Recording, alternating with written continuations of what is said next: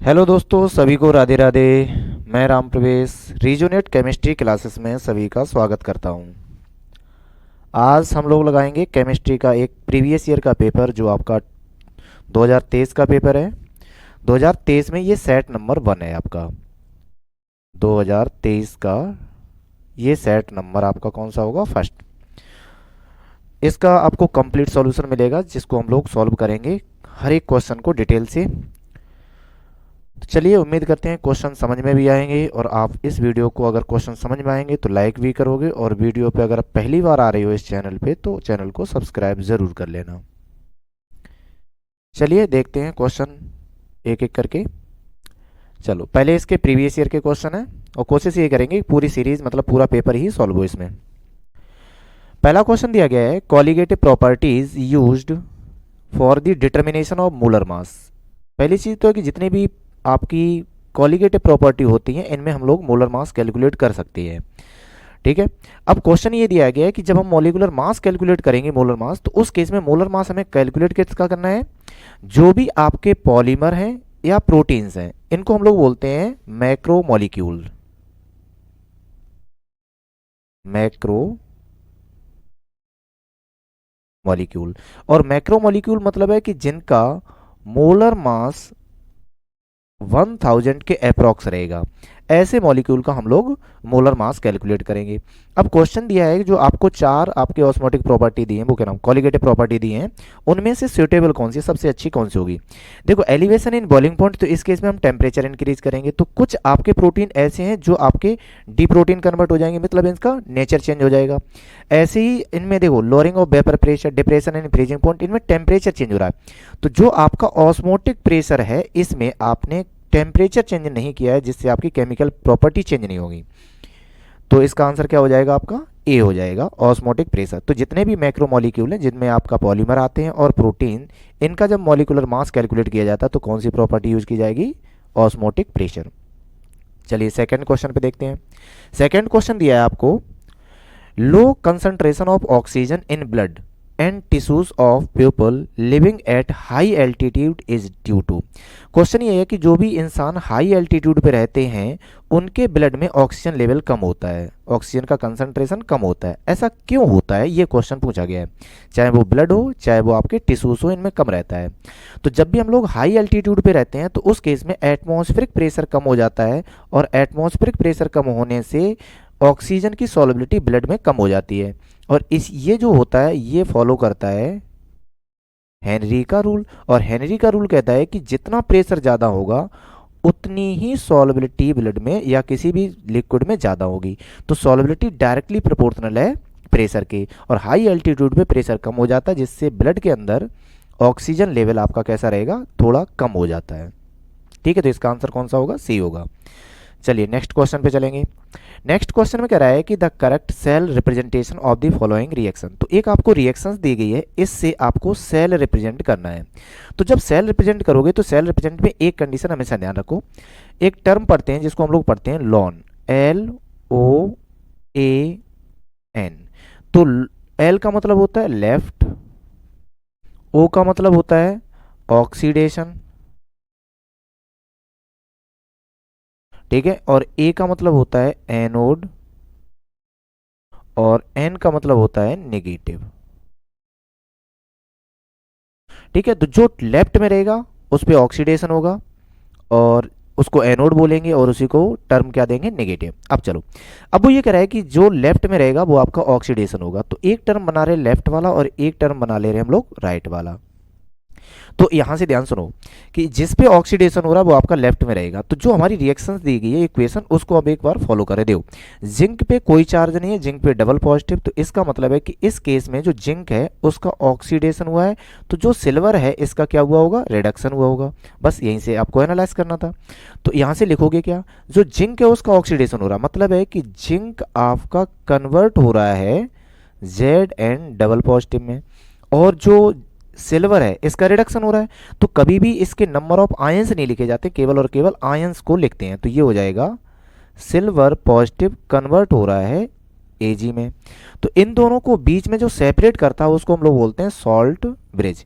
ये इसका cell representation होता है। ठीक है, अब क्वेश्चन है कि इस वाले जो लेफ्ट को बोलोगे इसी को हम लोग बोलेंगे एनोड और इसको बोलेंगे हम लोग कैथोड। ठीक है, ये सेल रिप्रेजेंटेशन है। तो सेल रिप्रेजेंटेशन सही कौन सा आपका डी वाला है। चलिए नेक्स्ट क्वेश्चन पे मूव करते हैं। नेक्स्ट क्वेश्चन में कह रहा है कि the delta G and E naught cell for a spontaneous reaction will be. तो कोई भी अगर स्पॉन्टेनियस रिएक्शन होती है तो उस केस में जो सेल रिएक्शन मतलब सेल नॉट है आपका, ये कैसा होगा। तो पहली चीज सुनो कि जो डेल्टा जी होता है, डेल्टा जी इसकी वैल्यू होती है minus n F E naught cell. ठीक है, और जो सेल रोटेशन होगा, अब जो सेल की वैल्यू होती है E naught cell, E naught cell हो जाएगा आपका E cathode minus E anode. ठीक है, तो अब क्वेश्चन है कि जब भी कोई रिएक्शन स्पॉन्टेनियस होगी तो डेल्टा जी की वैल्यू हमेशा कैसी होती है, नेगेटिव होती है। या तो आंसर ये होगा या फिर आंसर ये होगा आगे। और जो सेल होता है ये हमेशा पॉजिटिव होता है, तो पॉजिटिव इस केस में है।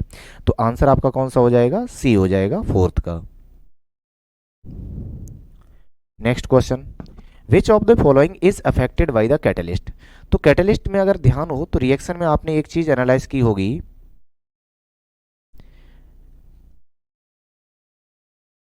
इस टाइप से रिएक्शन को रिप्रेजेंट करते हैं।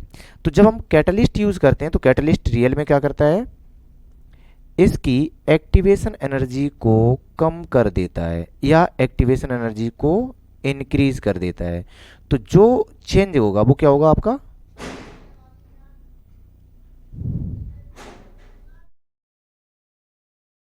अमन।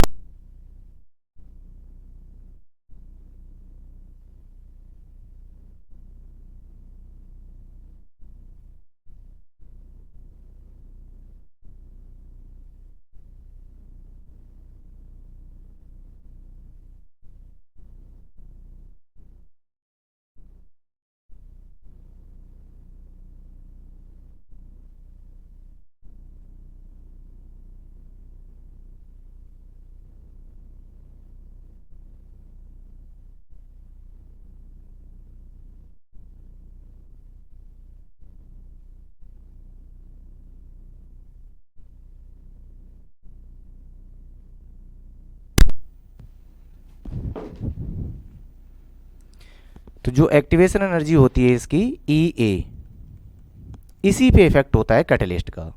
तो यही चीज बताते हैं कि अगर आपका कैटलिस्ट पॉजिटिव है तो एक्टिवेशन एनर्जी को कम करेगा, और अगर आपका कैटलिस्ट नेगेटिव है तो एक्टिवेशन एनर्जी को इंक्रीज करेगा। तो इसका आंसर कितना हो जाएगा, सी हो जाएगा आपका एक्टिवेशन एनर्जी। अगला question, question number 6।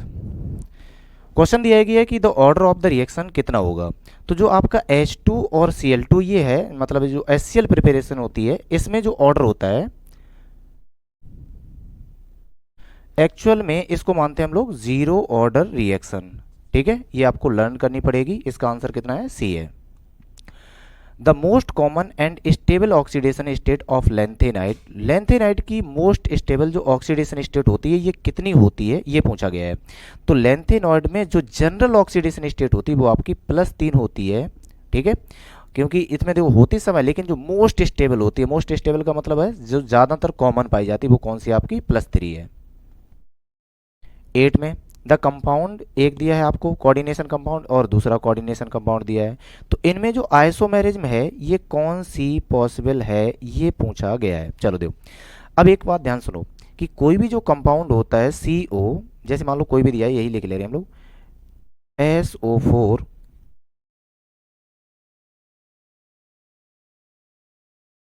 NH3 5 times Br।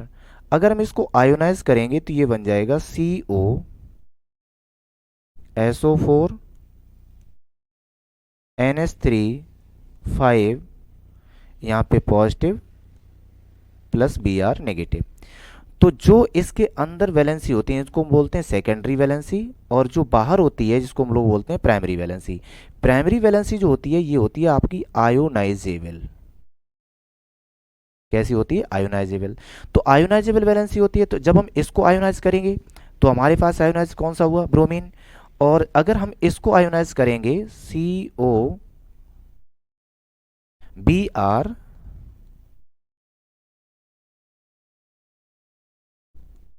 ठीक है, NH3,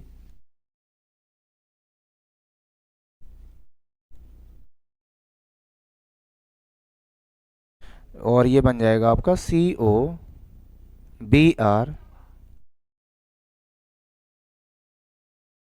NH3 -2 SO4 double negative. तो यहाँ से जो आयोनाइजेबल वैलेंसी है वो सल्फेट आयन है, यहाँ पे ब्रोमीन आयन है, ठीक है। तो क्वेश्चन है कि जो आयोनाइजेबल होती है उसी को हम लोग वैलेंसी पे डिपेंड करते हैं। ये आपका कौन सा हो जाएगा, आयोनाइजेशन, आयोनाइजेशन आइसोमेरिज में, ठीक है। अगला question, the synthesis of alkyl fluoride. Alkyl fluoride का मतलब होता है RF is best obtained from, कहाँ से सबसे अच्छा मिलता है। तो एक चीज ध्यान सुनो, देखो, फ्री रेडिकल से क्लोरीन ब्रोमीन ज्यादा बनाते हैं, सबसे अच्छा जो मिलता है आपका किससे मिलेगा, स्वार्ट्ज रिएक्शन होती है। अब ये स्वार्ट्ज रिएक्शन होती क्या है, जो भी आपके एल्काइल हैलाइड हैं जिसमें एल्काइल हैलाइड में क्लोरीन या ब्रोमीन ऐड होती है, तो उनको हम लोग एक्सचेंज कराते हैं। जब एक्सचेंज कराएंगे तो किससे कराएंगे, ज़्यादातर एक्सचेंज कराते हैं हम लोग Hg2F2 से करा लो, ठीक है, ASF से करा लो, और ASF3 या फिर SbF3 से करा लो, इनसे किसी से मतलब एक्सचेंज करा सकते हैं, ठीक है। तो सबसे अच्छा हमारा कौन सा रहता है, Hg2F2। तो ये एक रिएक्शन है जिसको हम लोग बोलते हैं स्वार्ट्ज रिएक्शन। अगर आपने सोडियम आयोडाइड मीन्स आयोडीन का एक्सचेंज कराया तो उसको हम लोग बोलते हैं फिंकेल-स्टेट रिएक्शन, और अगर हमने फ्लोरीन को ऐड कराया तो उस रिएक्शन को बोलते हैं स्वार्ट्ज रिएक्शन, ठीक है। यहाँ पे इन दोनों का कोई काम नहीं है। तो इसका आंसर कौन सा है आपका, इसका आंसर है बी, स्वार्ट्ज रिएक्शन।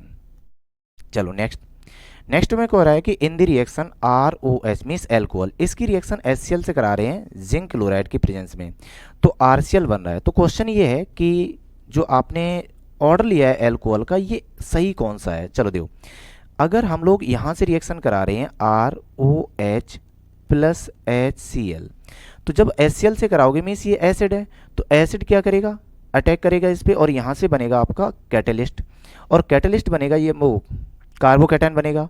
तो कार्बोकैटायन की स्टेबिलिटी ऑर्डर जो होती है वो सबसे अच्छी होती है टर्सरी में, उसके बाद सेकेंडरी में, उसके बाद प्राइमरी में होती है। तो इसका मतलब है कि इसका जो रिएक्टिविटी ऑर्डर है एल्कोहल का जो होगा ये हमेशा होगा टर्सरी का, सेकेंडरी का, प्राइमरी का, और जो आपका एल्काइल हैलाइड है HX का, इसका ऑर्डर है आपका HI का, उसके बाद HBr का, उसके बाद HCl का, उसके बाद HF का। ये एल्काइल हैलाइड वो हाइड्रोजन हैलाइड का है, और ये आपका एल्कोहल का ऑर्डर है। तो हमसे एल्कोहल का ऑर्डर पूछा गया, तो एल्कोहल का ऑर्डर यहाँ पे कौन सा सही है, टर्सरी, सेकेंडरी और प्राइमरी, ये इसका सबसे बेस्ट ऑर्डर होगा, ठीक है। तो 10 का आंसर कितना हो जाएगा, ए हो जाएगा। अगला क्वेश्चन है कि जो आपका अमाइड है CONH2, ये ग्रुप कौन सा, amide, on reaction with sodium hydroxide on bromine in alcoholic medium. तो एक बात ध्यान सुनना कि अगर हमारे पास कभी भी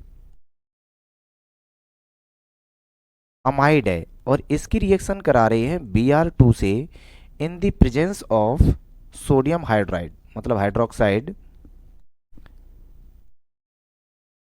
NaOH, तो उस केस में ये क्या करेगा, इस अमाइन ग्रुप के पूरा कार्बोनिल ग्रुप को हटा देगा। इसको बोलते हैं हॉफमैन डिग्रेडेशन रिएक्शन या हॉफमैन ब्रोमिनेशन रिएक्शन। तो इस केस में क्या बनेगा, आपका प्राइमरी अमाइन बन जाएगा NH2, ये बनाएगा आपका प्राइमरी अमाइन, और यहाँ से कंपाउंड बनेगा आपका Na2CO3 plus NaBr plus H2O, ये कंपाउंड बनेगा।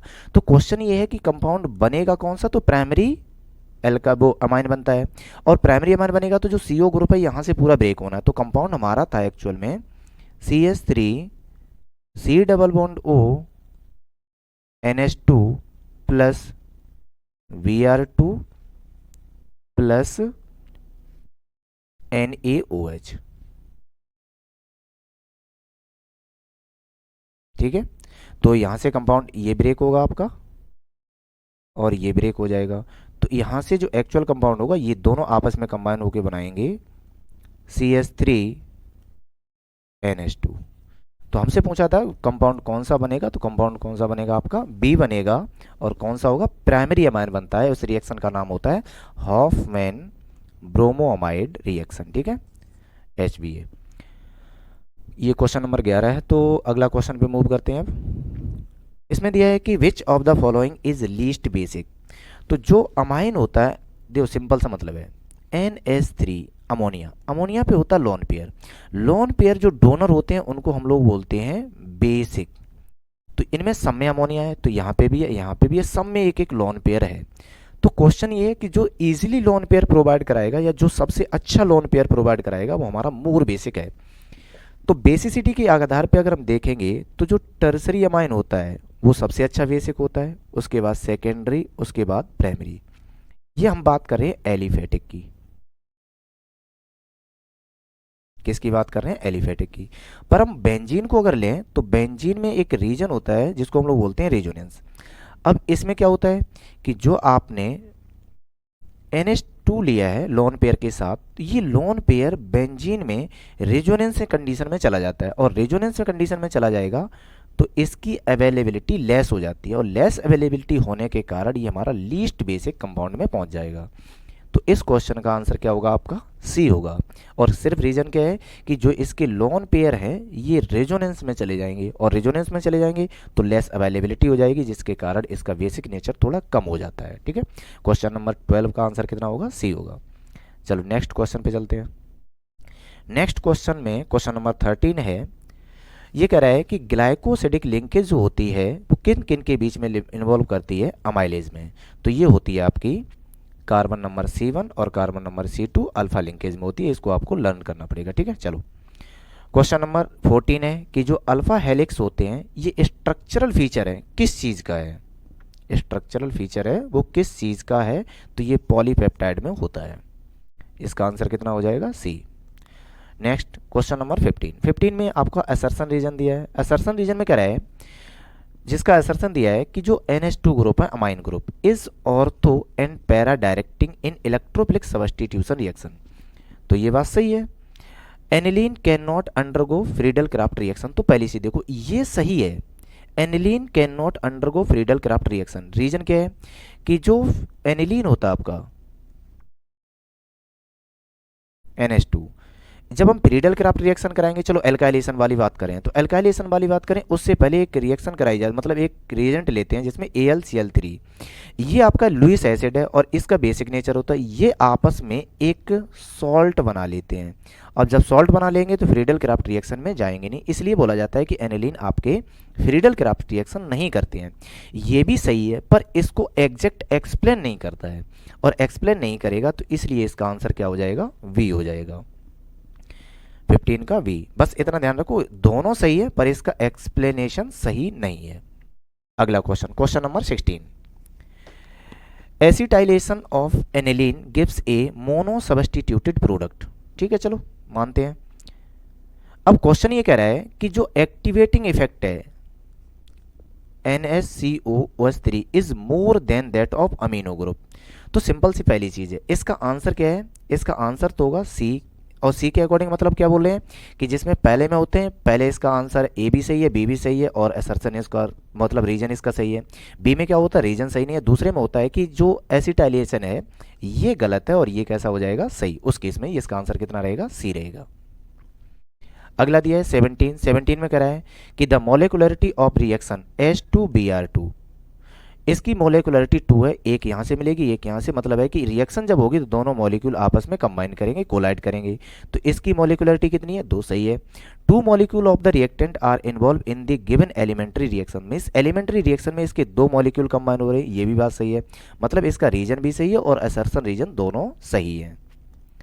Question number 18, low spin tetrahedral complexes are rarely observe, ये कम दिखते हैं, ऐसा क्यों है, क्वेश्चन में ये पूछा गया। मतलब होते हैं, ये बात सही है, कम होते हैं। Crystal field splitting energy is less than primary energy, मतलब है कि इस टेट्राहेड्रल की क्रिस्टल फील्ड एनर्जी कम होती है, ये भी बात सही है, और ये इसको एक्सप्लेन भी सही से कर रहा है। ठीक है, ये असर्शन रीजन थे, तो इसका आंसर ऑप्शन के अकॉर्डिंग सी है, ए आएगा। चलिए, ये थे हमारे सब वन लाइन मतलब एक एक ऑब्जेक्टिव क्वेश्चन टाइप के। अब हम मूव करेंगे सब आपके 2-2 नंबर के क्वेश्चन पे, जो हमारा ऑप्शन वो सेक्शन होता है बी। यहाँ पे हमने लिखा किसी को नहीं है, बस क्वेश्चन हम लोगों को देखना है। तो क्वेश्चन है कि what is Henry law. Henry law, इसके कुछ एक्सप्लेनेशन एप्लीकेशन भी बताने हैं। तो पहली चीज़ है हेनरी लॉ हो कहता क्या है। तो जो आपके पास कोई भी एक लिक्विड सरफेस है, इसके ऊपर हम किसी भी एक एयर का प्रेशर क्रिएट कर रहे हैं। तो सिंपल सा एक लॉजिक बना रहे हैं कि एक हमने कंटेनर लिया और इस कंटेनर में हमने किसी लिक्विड को फिल किया और इस लिक्विड के ऊपर हमने गैस ली और गैस को एक पिस्टन से प्रेस कर रहे हैं नीचे की तरफ। अगर हम इस पे पी प्रेशर अप्लाई करते हैं तो इसकी जो सॉल्युबिलिटी है उसका मोल फ्रैक्शन हमने कितना माना, एक्स, गैस का सॉल्युबिलिटी का। तो हेनरी लॉ ये कहता है कि जितना प्रेशर अप्लाई करेंगे ये डायरेक्टली प्रोपोर्शनल होगा उसकी सॉल्युबिलिटी के मोल फ्रैक्शन के, और पी इक्वल हो जाता था के एच इंटू एक्स। ये हेनरी का लॉ था। तो इसको डिफाइन करते हैं हेनरी से। अब क्वेश्चन है कि इसका कोई एग्जाम्पल है या नहीं है। तो इसका पहला एग्जाम्पल है कि जो भी आपकी कार्बोनेटेड वाटर होते हैं, कार्बोनेटेड वाटर, जिसमें हम लोग क्या करते हैं कि कार्बन डाइऑक्साइड प्लस वाटर एक हाई प्रेशर पे सील करते हैं। जितनी आपकी कोको कोला या पेप्सी की जितनी बोतल होती हैं सब इसी कंटेंट बेस पे प्रिंसिपल पे वर्क करती हैं। सेकंड है कि जो हम लोगों का ब्लड है इसके अंदर जो ऑक्सीजन डिजोल्व होती है ये भी इसी हेनरी लॉ पे ही वर्क करती है। तो इसके दो एप्लीकेशन तो यहाँ पे लिख सकते हो आप। कार्बोनेटेड वाटर मतलब जब हम कार्बन डाइऑक्साइड को वाटर में डिजोल्व करते हैं वो कार्बोनेटेड वाटर है, और अगर हमने ब्लड में जो ऑक्सीजन मतलब सांस लेते हैं या मसल्स में जाती है तो वो भी आपकी डिजोल्व होती है, वो भी प्रेशर के बेसिस पे होती है। ये भी आपका एक हेनरी का ही प्रिंसिपल है। ठीक है, उम्मीद करते हैं ये बात आपको समझ में आ गई होगी। चलो अगला अगला क्वेश्चन ये है आपका सेकंड मतलब 20 क्वेश्चन नंबर, और इसका पार्ट ए है ऑन डाइल्यूटिंग टू इलेक्ट्रोलाइट। एक इलेक्ट्रोलाइट ए है, तो जो ए को आप डाइल्यूट करोगे मीन्स H2O मिक्स करोगे उसकी कंडीशन, और एक बी है इसको जब आप डाइल्यूट करोगे मतलब इसमें जब वाटर मिक्स करोगे तो इसकी कंडीशन क्या होगी। तो जो यहाँ पे आपकी मोलर कंडक्टिविटी है पहले की और इसकी भी कुछ मोलर कंडक्टिविटी है, तो वो ये कह रहा है कि जो molar conductivity of A increases 25 times, तो इसकी मोलर कंडक्टिविटी है वो 25 टाइम्स इंक्रीज हो रही है, और जो बी है इसकी मोलर कंडक्टिविटी 1.5 टाइम्स इंक्रीज हो रही है। तो which of two electrolytes is strong, मतलब इनमें से कौन सा स्ट्रॉन्ग है। तो पहली चीज ध्यान सुनना, जिसकी मोलर कंडक्टिविटी डाइल्यूशन पे ज़्यादा चेंज ना हो वो मोर इलेक्ट्रोलाइट होता है। ये तो पहली कंडीशन मतलब स्ट्रॉन्ग इलेक्ट्रोलाइट है। अगर हम इनका ग्राफिकल रिप्रेजेंटेशन देखें तो होता कैसा है, तो ग्राफिकल रिप्रेजेंटेशन ऐसा होता है जिसपे हम लोग लेंगे molar conductivity and concentration with respect to मतलब रूट में लेते हैं। तो जो आपका वीक होगा वो हमेशा कर्व में रिप्रेजेंट किया जाएगा, और जो स्ट्रॉन्ग होते हैं उनका हमेशा स्ट्रेट लाइन में ज़्यादा चलता है। तो ये आपका स्ट्रॉन्ग है और ये आपका वीक है। इसको हम लोग लिख भी सकते हैं, ये वीक है और ये आपका स्ट्रॉन्ग का होता है इलेक्ट्रोलाइट। मतलब सिंपल सा है, जिसमें कम वेरिएशन आई मोलर कंडक्टिविटी वो स्ट्रॉन्ग होता है इलेक्ट्रोलाइट, और जिसमें ज़्यादा वेरिएशन आए डाइल्यूशन के अकॉर्डिंग वो आपका वीक इलेक्ट्रोलाइट होता है। चलो, तो इसका आंसर आपको मिल गया है। तो स्ट्रॉन्ग है बी और वीक है आपका ए। चलो नेक्स्ट क्वेश्चन पे मूव करते हैं। नेक्स्ट क्वेश्चन दिया है आपको कि the electrical resistance of A column, जिसका कंसंट्रेशन आपको दिया है। तो कंसंट्रेशन कितना दिया है आपको 0.05 मोल पर लीटर, और ये सॉल्यूशन किसका, एनिवर्स का। एक सेल दिया है सेल, और उस सेल का जो डायमीटर है ये दिया आपको 1 सेंटीमीटर। तो इसका मतलब इसकी रेडियस कितनी हो जाएगी 1/2 सेंटीमीटर। उसकी जो लेंथ है एल ये दिया आपको 50 सेंटीमीटर, और इसका जो रेजिस्टेंस है सेल का वो दिया आपको 5.555 10³ ओम ये दिया है। इन डाटा के अकॉर्डिंग आपसे पूछा है कि उस सेल में जो आपने सॉल्यूशन लिया मीन्स NaOH उसकी कंडक्टिविटी कितनी है। तो जो कंडक्टिविटी होती है इसका फॉर्मूला होता है, कंडक्टिविटी को एक चीज़ और देख लो, देखो कंडक्टिविटी होती क्या है एक्चुअल में। तो आपने एक कंडीशन पढ़ी है कि जो रेजिस्टेंस होता है ये होता है रो इंटू L अपॉन ए। तो जो रो को अगर आप कैलकुलेट करेंगे, रो आ जाएगा कितना, R into A upon L, ये रो हो जाएगा। इसको हम लोग बोलते हैं रजिस्टिविटी।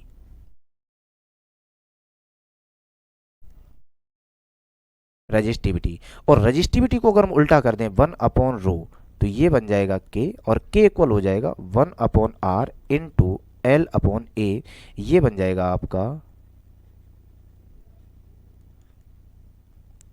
कंडक्टिविटी।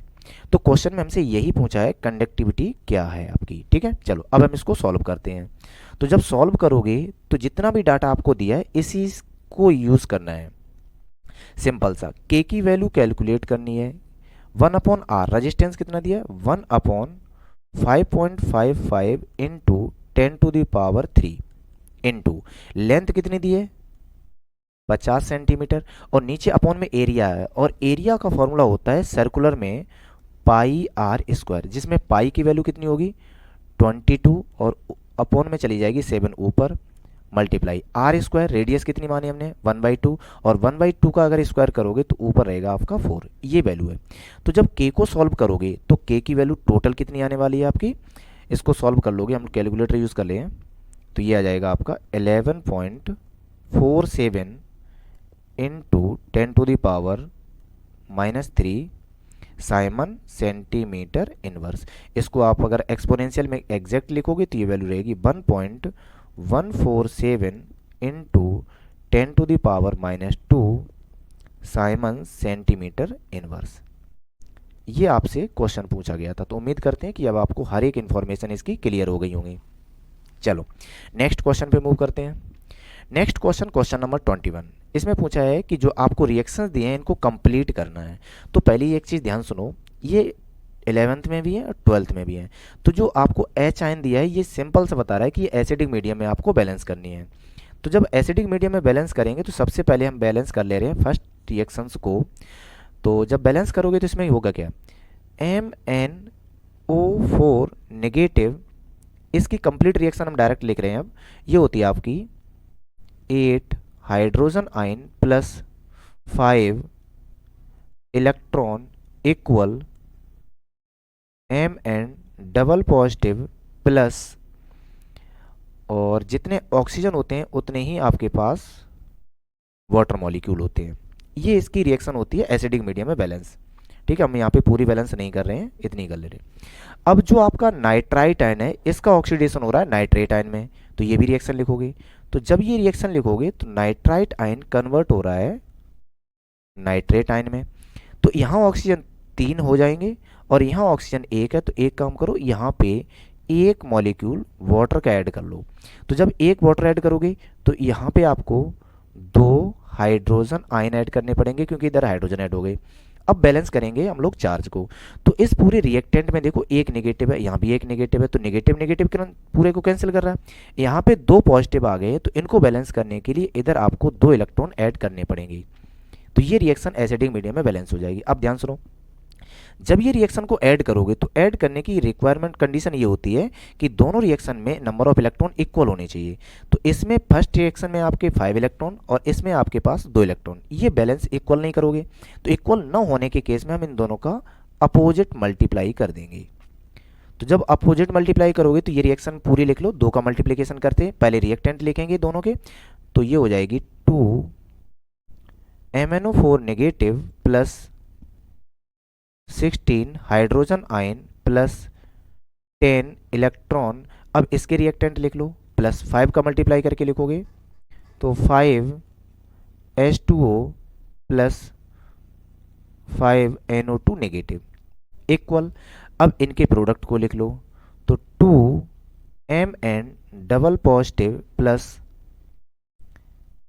8 H2O plus 5। अब इनके रिएक्टेंट वो प्रोडक्ट लिखोगे 5 के मल्टीप्लिकेशन के साथ, तो 5 NO3 नेगेटिव प्लस 5 का मल्टीप्लाई करोगे तो 10 हाइड्रोजन आयन और यहाँ पे 10 इलेक्ट्रॉन हो जाएंगी, 10 इलेक्ट्रॉन। तो अब यहाँ पे सिंपल सा केस देखो, 10 इलेक्ट्रॉन से 10 इलेक्ट्रॉन कैंसिल होंगे और 16 हाइड्रोजन आयन है, यहाँ पे 10 हाइड्रोजन आयन है, तो 10 से ये 16 कट करोगे तो यहाँ पे बचेंगे 6 हाइड्रोजन आयन। यहाँ पे 5 वाटर मॉलिक्यूल है, यहाँ पे 8 मॉलिक्यूल है, तो यहाँ पे 5 से अगर इनको कट करोगे तो यहाँ पे बचेंगे 3H2O मॉलिक्यूल। अब इस रिएक्शन को दोबारा से लिख लो बस। तो जब दोबारा से लिखोगे तो ये रिएक्शन कितनी हो जाएगी, 2MnO4 नेगेटिव प्लस यहाँ पे कुछ बचा 6 हाइड्रोजन आयन, यहाँ पे बचा आपका 5NO2 नेगेटिव इक्वल ये बचा आपका 2M double positive plus 3H2O plus 5NO3 negative, और तो कुछ बचा नहीं।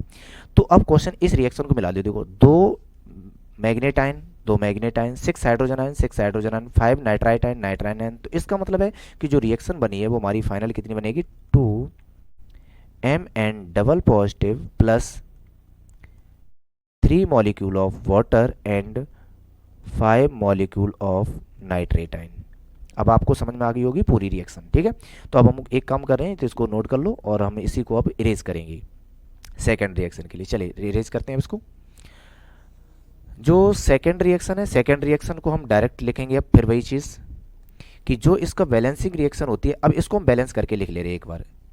Cr2O7 डबल नेगेटिव ये ब्रेक होके जाता है आपका Cr ट्रिपल पॉजिटिव में। तो जब आप इसको बैलेंस करोगे तो बैलेंस करने की कंडीशन क्या होती है, पहले हम नंबर ऑफ एटम्स बैलेंस करते हैं। तो यहाँ क्रोमियम 2 है और यहाँ पे क्रोमियम 1 है, तो एक काम करो 2 का मल्टीप्लाई कर दो, नंबर ऑफ क्रोमियम इक्वल हो गए। यहाँ पे ऑक्सीजन 7 है तो यहाँ एक भी नहीं है, तो एक काम करो यहाँ पे 7 मॉलिक्यूल ऑफ वाटर ऐड कर लो। जब 7 मॉलिक्यूल ऑफ वाटर ऐड करोगे ऑक्सीजन इक्वल हो जाएंगे, लेकिन यहाँ पे 14 हाइड्रोजन आयन आ गई हैं, तो उसको बैलेंस करने के लिए हम लोग यहाँ पे 14 हाइड्रोजन आयन ऐड करेंगे। तो अब नंबर ऑफ एटम तो इक्वल हो गए हैं, अब बैलेंस करेंगे हम लोग चार्ज को। इस पे 2 नेगेटिव है, इस पे 14 पॉजिटिव है, तो एक्चुअल में यहाँ पे 12 पॉजिटिव है। यहाँ पे एक क्रोमियम पे 3 पॉजिटिव है, तो 2 क्रोमियम पे टोटल 6 पॉजिटिव है। तो यहाँ पे 6 पॉजिटिव है, यहाँ पे 12 पॉजिटिव है, तो एक काम करो यहाँ पे 6 इलेक्ट्रॉन ऐड कर दो, और जैसे 6 इलेक्ट्रॉन ऐड करोगे अभी कितने बचेंगे 6, तो दोनों पे चार्ज इक्वल हो जाएंगी। बस बात समझ में आई है नहीं है, केवल चार्ज बराबर करना होता है बस, इससे मतलब नहीं होता पॉजिटिव या नेगेटिव। अब इन दोनों को मैच करा लो, जब मैच कराओगे तो सेम वही चीज़ मिल रहा है, तो इसका मतलब इसका जो प्रोडक्ट है वो है आपका 2Cr triple positive and 7 molecule of water. ये इसका आंसर था। उम्मीद करते हैं कि ये आपको बैलेंस करने के तरीके समझ में आ गए होंगे। जैसे हमने इसको बैलेंस किया वैसे ही मैग्नीज आयन को बैलेंस करते हैं, पर यहाँ पे इसका दूसरा ऑप्शन पूछा था इसलिए हमने इसको बैलेंस करके नहीं दिखाया, डायरेक्ट रिएक्शन लिखी थी। चलो नेक्स्ट क्वेश्चन पे मूव करते हैं। नेक्स्ट क्वेश्चन आपको दिया है 22। वो ये कह रहा है कि अगर हम अल्कोहल की रिएक्शन PCl5 से कराएंगे उसके बाद AgCN से कराएंगे तो कंपाउंड क्या बनेगा। तो एक बात हमेशा ध्यान रखो कि अल्कोहल की जब जब रिएक्शन PCl5 से होती है, PCl5, तो जो PCl5 है ये क्या ब्रेक करेगा, जो आपका अल्कोहलिक OH है, इसको हम थोड़ा सेपरेट बना रहे हैं, हाइड्रोजन, ये दोनों बॉन्ड को ब्रेक करेगा। जब दोनों बॉन्ड को ब्रेक करेगा तो एक क्लोरीन यहाँ रहेगा, एक क्लोरीन यहाँ आएगा, और बाद में PCl जो 3 है वो बीच में आ जाएगा। तो जो कंपाउंड बनेगा वो बनेगा RCl plus HCl plus POCl3। ये कंपाउंड होता है एक जनरल रिएक्शन का। यही रिएक्शन हम लोग यहाँ करने वाले हैं। चलो अब देखते हैं एक एक से पूरे पैटर्न को। तो क्वेश्चन में रिएक्शन में क्या लिखा है, CH3OH। इसकी रिएक्शन जब आप PCl5 से कराओगे तो सिंपल हमने क्या बोला, ये OH पूरा जाने वाला है, इससे क्या हो जाएगा OH से Cl लगेगा आगे, तो यहाँ पे कंपाउंड बनेगा CH3 यहाँ पे आ जाएगा Cl, और जो आपका हाइड्रोजन हटा था इसके साथ भी एक Cl जाएगा, और ऑक्सीजन के साथ PCl3 जाता था तो वो कंपाउंड बनाता था PCl3। तो मुझे साइड प्रोडक्ट से मतलब नहीं है, मुझे मतलब है जो हमारा मेन प्रोडक्ट है, और मेन प्रोडक्ट अभी आपका कौन सा है, ये, इसको हम लोग नाम देंगे कंपाउंड A, जो आपका A दिया है। तो इसका मतलब A की जगह पे कौन आएगा आपका CH3CHClCH3, और जब इसकी SCN से रिएक्शन कराओगे मतलब AgCN सिल्वर साइनाइड से, तो दो चीजें होती हैं कि जब जब RX कोई भी KCN से रिएक्शन करेगा तो RCN बनेगा, और अगर ये प्रोडक्ट AgCN से रिएक्शन करेगा तो यहाँ पे RNC बनेगा, आइसोसाइनाइड बनाता है। यही चीज़ यहाँ पे पहुंचेगी AgCN की, तो ये आइसोसाइनाइड में कन्वर्ट हो जाएगा बस। तो कंपाउंड हमारा क्या बनेगा, इसका अगला प्रोडक्ट कि जो Cl है वो तो चला जाएगा Ag के साथ, तो कंपाउंड बनेगा CH3CH NCNCS3 plus AgCl। AgCl आपका एक PPT है वाइट कलर का, ये डिपॉजिट हो जाएगा और जो कंपाउंड बनेगा उसको हम लोग बोलेंगे, इसका नाम क्या हो जाएगा, 2-आइसोनाइट्राइल मीथेन ईथेन प्रोपेन। ठीक है, 2-आइसोनाइट्राइल प्रोपेन, ये इसकी नेमिंग हो जाएगी। तो उम्मीद करते हैं कि पहला क्वेश्चन समझ में आ गया होगा आपको। चलो अब हम फिर डाटा को इरेज करेंगे, नोट करना वो कर लें, उसके बाद क्वेश्चन वो सॉल्व करेंगे, वो बी पार्ट है इसका। चलो सॉल्व करते हैं, इससे पहले हम इसको इरेज कर दे रहे हैं अब। तो जो बी वाला पार्ट है, बी में क्या कह रहा है उस रिएक्शन को देखेंगे। तो बी में कह रहा है कि जो आपका Cl है इसकी रिएक्शन करा रहे हैं हम एल्कोहलिक KOH। तो एक कंडीशन रख लो, वो ये है कि जब भी हम किसी भी ऑर्गेनिक कंपाउंड की रिएक्शन एल्कोहलिक KOH से कराएंगे तो ये रिएक्शन रिमूव करती है HX, हाइड्रोजन हैलाइड, और इस हाइड्रोजन हैलाइड को रिमूव करेगी तो रिएक्शन का नाम हो जाएगा डिहाइड्रो हैलोजिनेशन रिएक्शन। यही यहाँ पे होने वाली है। तो चलिए सॉल्व करते हैं इसको। तो कंपाउंड है CH3CH2CH2Cl। जब इसकी रिएक्शन होगी एल्कोहलिक KOH के साथ तो यहां से Cl और यहां से दूसरे कार्बन से H निकलेगा। तो जो कंपाउंड बनेगा वो बनेगा आपका CH3CH double bond CH2, alkene बना देगा। अब क्वेश्चन ये है कि जो ए पार्ट है वो तो आपका आंसर हो गया ये वाला। अब क्वेश्चन ये है कि अगर हम इसी में HBr ऐड कर दें तो कंपाउंड क्या बनेगा। अभी हम लोगों ने HCl रिमूव कराया, अब ऐड कर रहे हैं HBr। तो जो HBr ऐड होगा, अगर यहाँ पे कोई भी परऑक्साइड यूज नहीं है तो ये फॉलो करेगा MKR rule, means Markovnikov rule follow करेगा।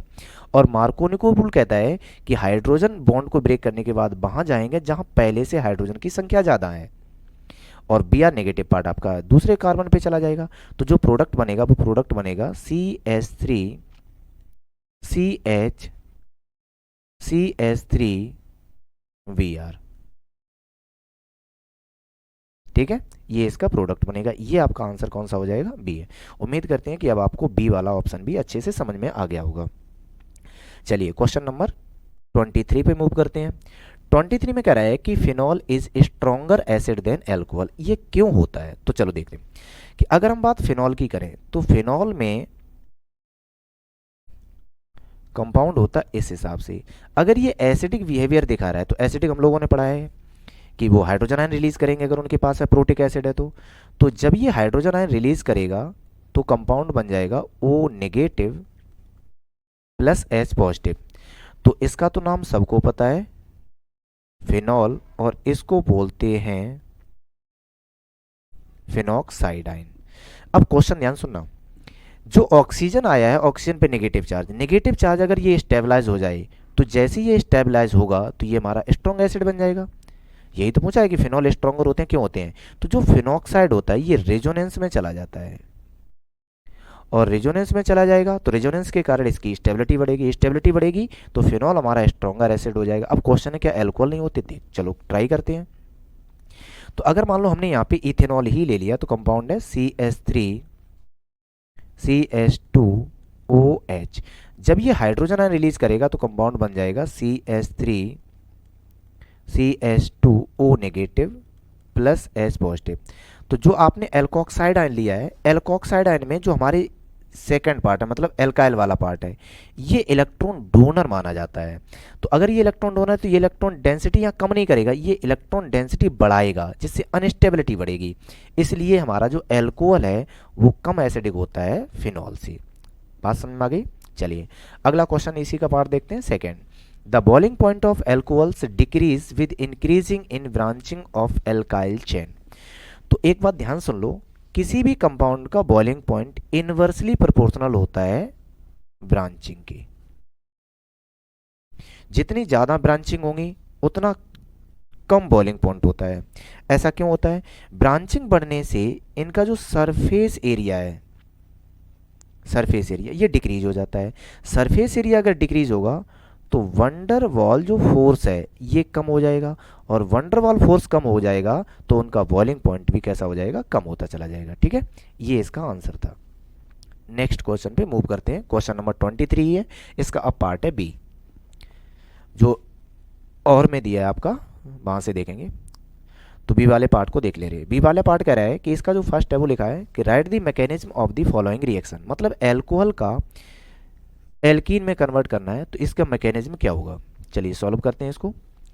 मैकेनिज्म दिया करना क्या है, CH3CH2OH। अब एक बात मुझे पता है कि जो ऑक्सीजन होता है इस पे दो लोन पेयर होते हैं, तो एक इलेक्ट्रॉन यहाँ लोन पेयर पड़ा है, एक लोन पेयर यहाँ पड़ा है।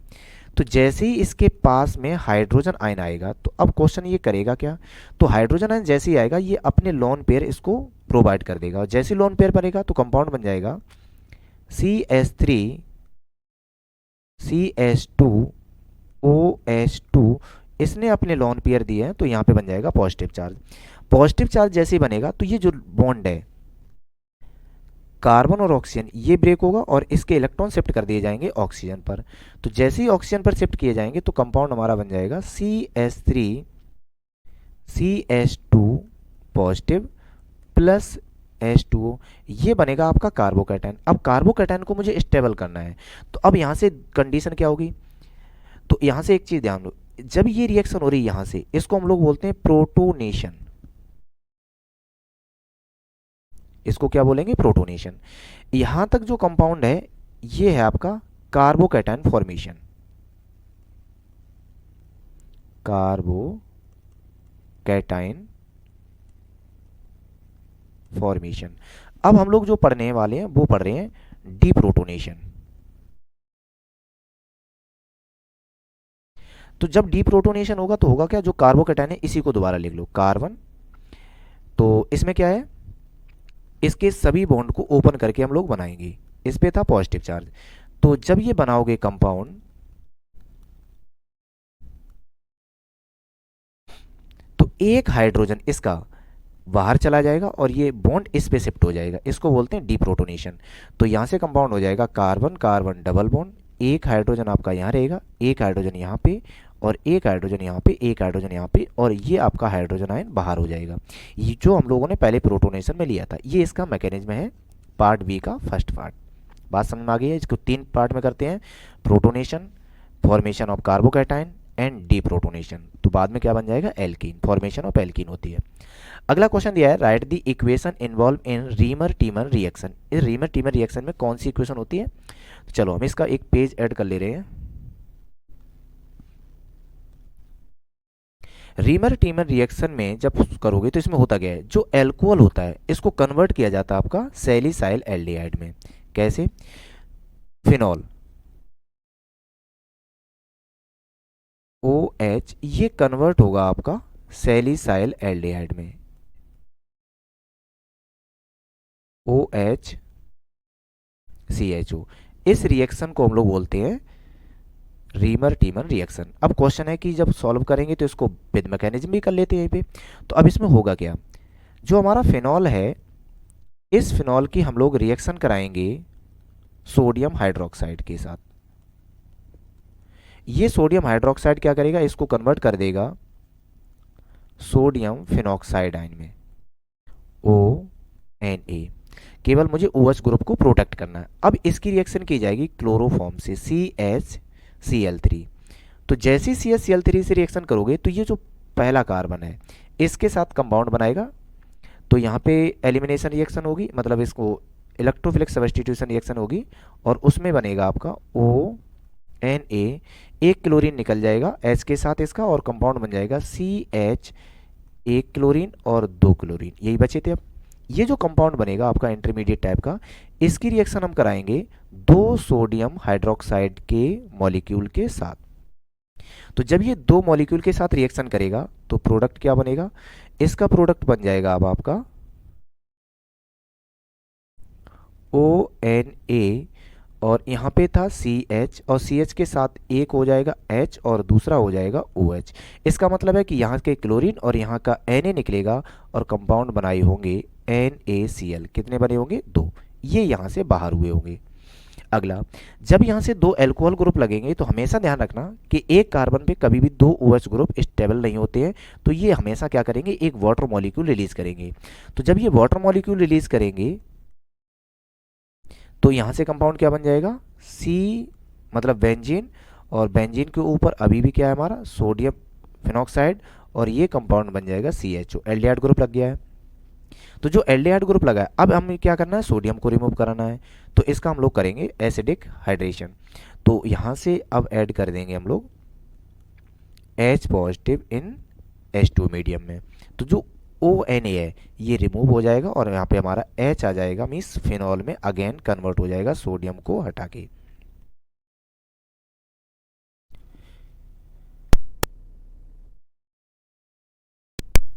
तो ये था आपका सैलिसाइल एल्डिहाइड। सैलिसाइल एल्डिहाइड, ठीक है। इसी रिएक्शन को बोलते हैं रीमर टीमर रिएक्शन। उम्मीद करते हैं कि अब ये जो सेकंड वाला है ये आपको समझ में आ गया होगा। चलिए नेक्स्ट क्वेश्चन में मूव करते हैं। क्वेश्चन नंबर 24 क्वेश्चन नंबर कह रहा है कि explain briefly carbyl amine reaction होती क्या है। चलो देखते हैं। कार्बाइल अमाइन रिएक्शन कुछ नहीं होती है कि जब हम लोग प्राइमरी अमाइन होते हैं उनकी रिएक्शन कराते हैं क्लोरोफॉर्म से in the presence of alcohol. तो इसका फर्स्ट आंसर हम लोग कर रहे हैं, एक रिएक्शन ही ले रहे हैं कि जैसे हमारे पास कोई भी एक प्राइमरी अमाइन है, कोई भी,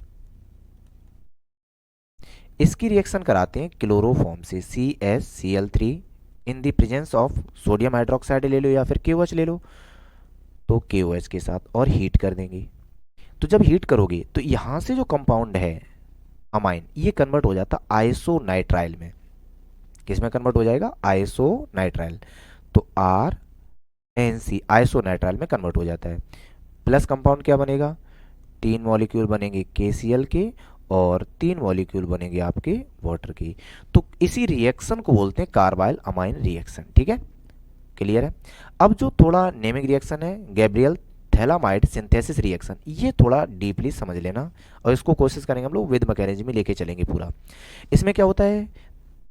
थैलामाइड रिएक्शन में कि जो थैलामाइड होता है मतलब है बेंजीन, इसका carbon double bond oxygen, carbon double bond oxygen, और ये अटैच होता है NH से, इसको बोलते हैं थैलामाइड। इसकी रिएक्शन कराते हैं KOH के साथ। तो जब KOH के साथ रिएक्शन कराओगे तो यहाँ से H चला जाएगा और यहाँ से OH, तो ये कंपाउंड बना लेगा आपका इस टाइप से C double bond O, C double bond O, NK। ये जो कंपाउंड बना है इसकी रिएक्शन कराई जाएगी उस कंपाउंड से जितने कार्बन का आपको प्राइमरी अमाइन चाहिए। तो मान लो हमने R कार्बन का चाहिए तो RX से रिएक्शन करा दो, कोई भी एक अल्काइल हैलाइड से रिएक्शन करा दो। ये X और यहाँ से K, ये दोनों बाहर हो जाएंगे KX के फॉर्म में। तो यहाँ से तो क्या निकल जाएगा? KX। R ग्रुप उससे अटैच हो जाएगा जाके। तो जो कंपाउंड है वो बन जाएगा अब आपका C double bond O, C double bond O, NR, ये कंपाउंड बन जाएगा। जब ये कंपाउंड बनेगा अब हम इसकी सोडियम हाइड्रोक्साइड से रिएक्शन कराएंगे, और सोडियम हाइड्रोक्साइड से जब रिएक्शन कराओगे तो ये करेगा क्या? ये वाला बॉन्ड ब्रेक करेगा, ये बॉन्ड ब्रेक करेगा, और दोनों बॉन्ड ब्रेक करने से क्या बना देगा? प्राइमरी अमाइन में कन्वर्ट कर देगा इसको।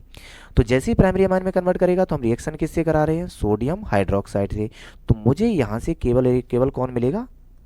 हाइड्रोजन मिलेगी केवल, जो हमारे अमाइन के साथ जाएंगी। तो इसका मतलब मुझे दो ऐसे ग्रुप चाहिए। तो यहाँ पे सोडियम ऑक्साइड के 2 पार्ट ऐड हो जाएंगे आपके बेंजीन वाले पार्ट पे। तो कंपाउंड आपको कुछ ऐसा दिखेगा, C double bond O, C double bond O, और यहाँ पे हो जाएगा ONA, और यहाँ पे हो जाएगा ONA, ये कंपाउंड।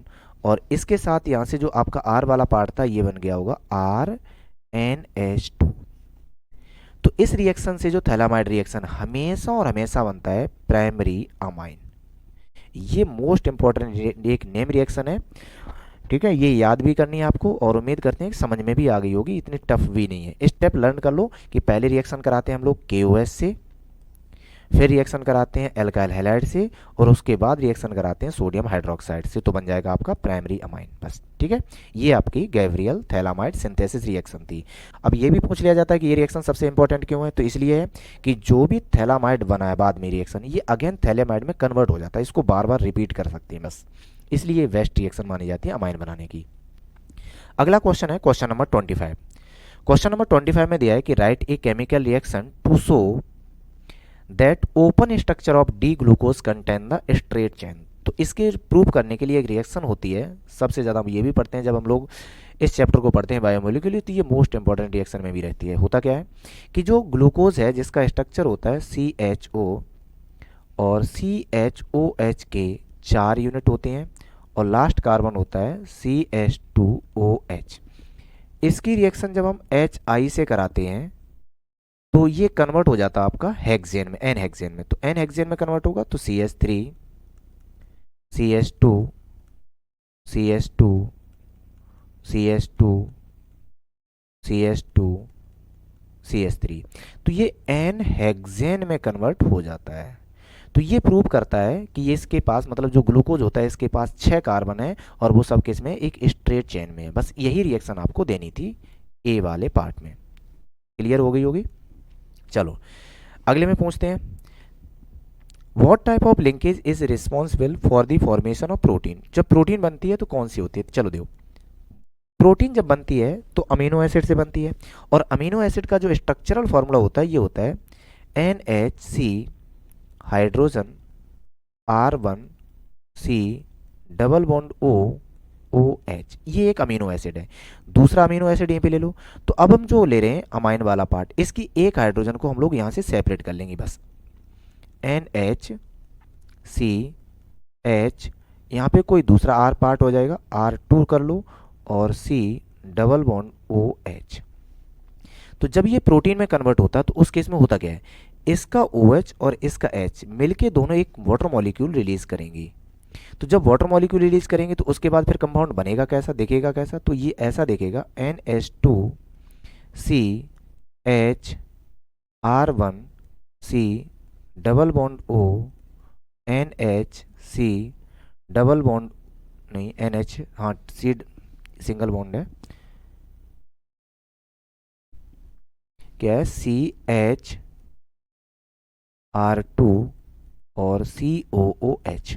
तो क्वेश्चन ये है कि जो इनके बीच में बॉन्डिंग हुई है, इसके बीच में ये वाला जो बॉन्ड है, इसी को हम लोग बोलते हैं पेप्टाइड बॉन्ड। क्या बोलते हैं, पेप्टाइड बॉन्ड। ठीक है, यही पूछा गया है कि जो प्रोटीन होती है उनके बीच में कौन सा बॉन्ड होता है, तो उनके बीच में कौन सा होगा, पेप्टाइड बॉन्ड। ये आपकी फॉर्मेशन होती है प्रोटीन की। ये बहुत से चेन जुड़ जाती हैं। एक क्वेश्चन ये भी पूछ लिया जाता है कि जो प्रोटीन होते हैं उनके लेफ्ट को बोलते हैं एन टर्मिनल और राइट को बोलते हैं सी टर्मिनल। लेफ्ट को क्या बोलते हैं, एन टर्मिनल, और राइट को बोलते हैं सी टर्मिनल। ठीक है, चलो अगला क्वेश्चन। अगला क्वेश्चन दिया है क्वेश्चन नंबर 26 और इसमें 2 पार्ट हैं। पहला दिया है differentiate between ideal solution and non ideal solution. Simple सा है, सॉल्यूशन का है। तो देखो यहाँ से हम इसको 2 पार्ट में सेपरेट कर ले रहे हैं पेज को। तो पहली चीज़ है कि अगर आइडियल सॉल्यूशन है तो उसके अंदर क्या होगा, और नॉन आइडियल सॉल्यूशन है तो उसके अंदर प्रॉपर्टीज क्या होंगी।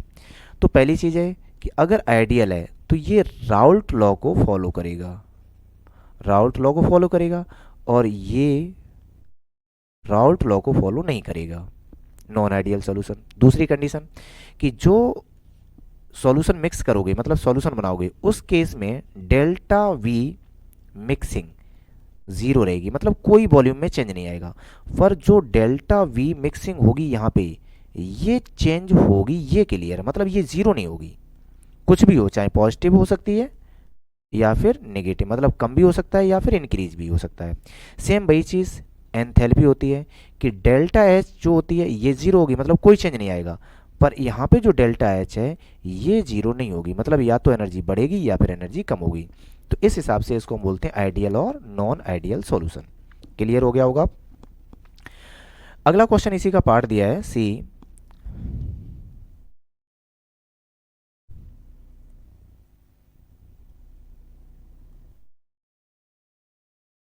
चलो देखो, यहाँ से इसको हटा ले रहे हैं, अब जगह और बढ़ जाएगी। इसमें आप सॉल्व कर रहे हैं हम पार्ट बी। जब पार्ट बी सॉल्व कर रहे हो तो क्वेश्चन ध्यान सुनना, पूछा गया है कि अगर हमने 30 ग्राम यूरिया को डिसॉल्व किया है 846 ग्राम वाटर में, तो उसका वाटर वेपर प्रेशर कैलकुलेट, वो वेपर प्रेशर कैलकुलेट करना है सॉल्यूशन का। अगर पानी का प्रेशर 23.8 मरकरी Hg दिया है, मतलब प्रेशर दिया है, तो यहाँ पे सॉल्व क्या करना है, तो इसको हम सॉल्व करने के लिए यूज़ करेंगे relative lowering of vapour pressure.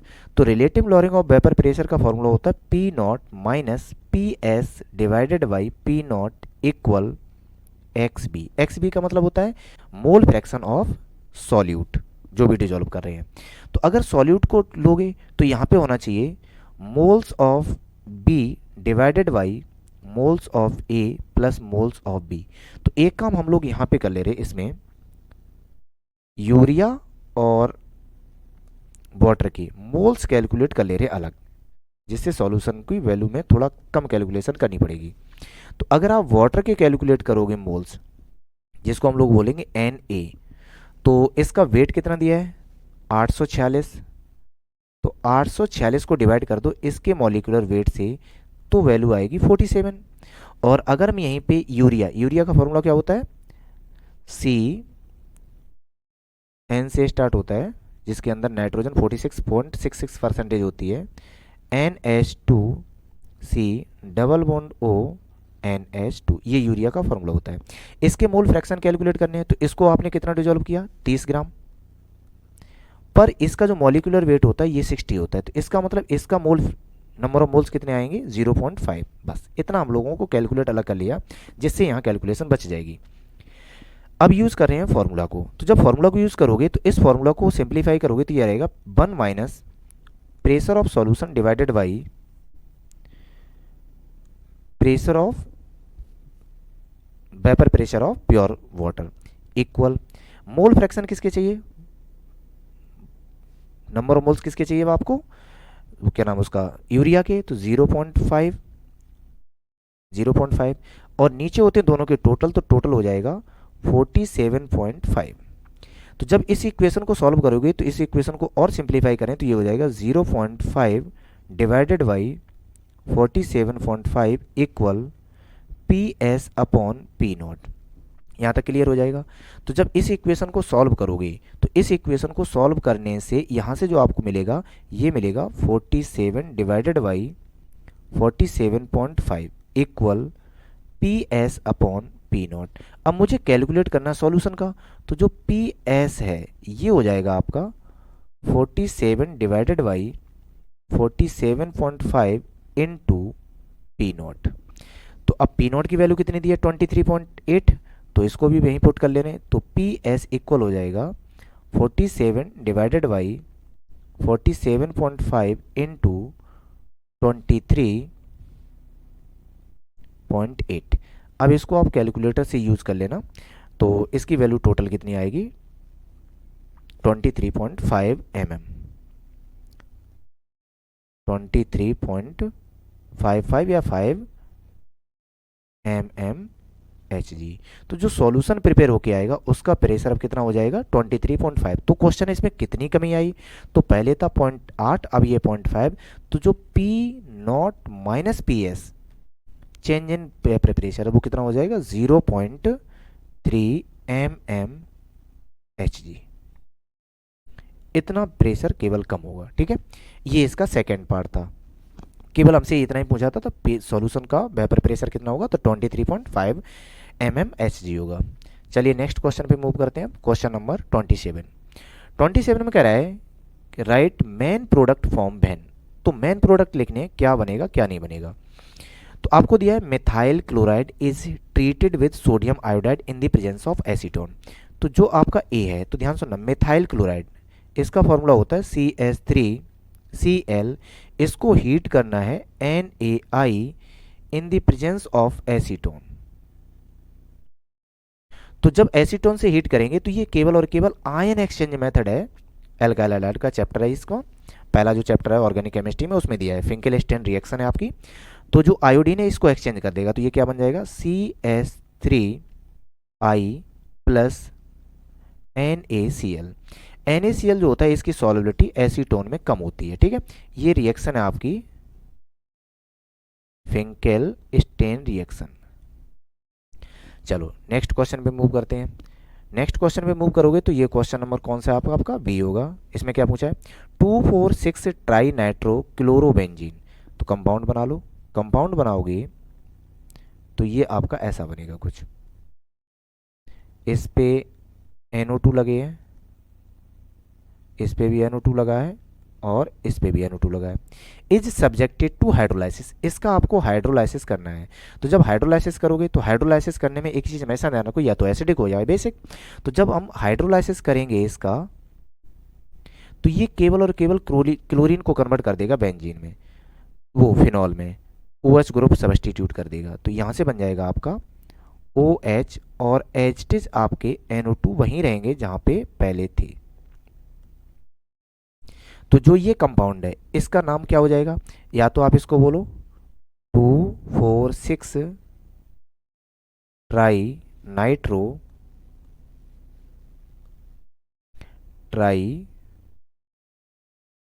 Nitrophenol, या तो इसी का नाम होता है पिक्रिक एसिड, जो कॉमन नेम है, सबसे ज़्यादा फेमस भी है, ठीक है। ये इसमें रिएक्शन पूछी गई थी, समझ में आ गई होगी। चलिए नेक्स्ट क्वेश्चन पे मूव करते हैं, इसी का पार्ट सी। वो ये कह रहा है कि एन ब्यूटाइल क्लोराइड, ब्यूटाइल में टोटल कितने होंगे? 3 कार्बन। तो n butyl chloride CH3CH2Cl n butyl chloride is treated with alcoholic KOH। ये रिएक्शन अभी हम लोग करके आए हैं कि अगर हम इसकी रिएक्शन एल्कोहलिक KOH से कराएंगे तो इसमें से HCl बाहर निकलेगा। तो जब HCl बाहर निकलेगा तो निकलेगा कैसा? यहाँ से Cl निकलेगा और यहाँ से आपका हाइड्रोजन रिमूव होगा। तो जब दोनों रिमूव करोगे HX तो इस पे एक हाइड्रोजन कम हो जाएगा, इस पे कोई कमी नहीं होगी और दोनों के बीच में डबल बॉन्ड आ जाएगा। तो कंपाउंड बनाएंगे CH3CH डबल बॉन्ड CH2, ठीक है। ये आपका नेगेटिव पार्ट होगा। तो इसमें क्या बन जाएगा? आपका प्रोपीन बन के तैयार हो जाएगी। रुको रुको, यहाँ पे एक कम है, 4 कार्बन होंगे आपके, ब्यूटेन है, तो यहाँ पे एक और ऐड कर लो CH3, ठीक है। तो इसका पूरा प्रोडक्ट लिख ले रहे हैं अब हम लोग। चलो इसको हटा दो।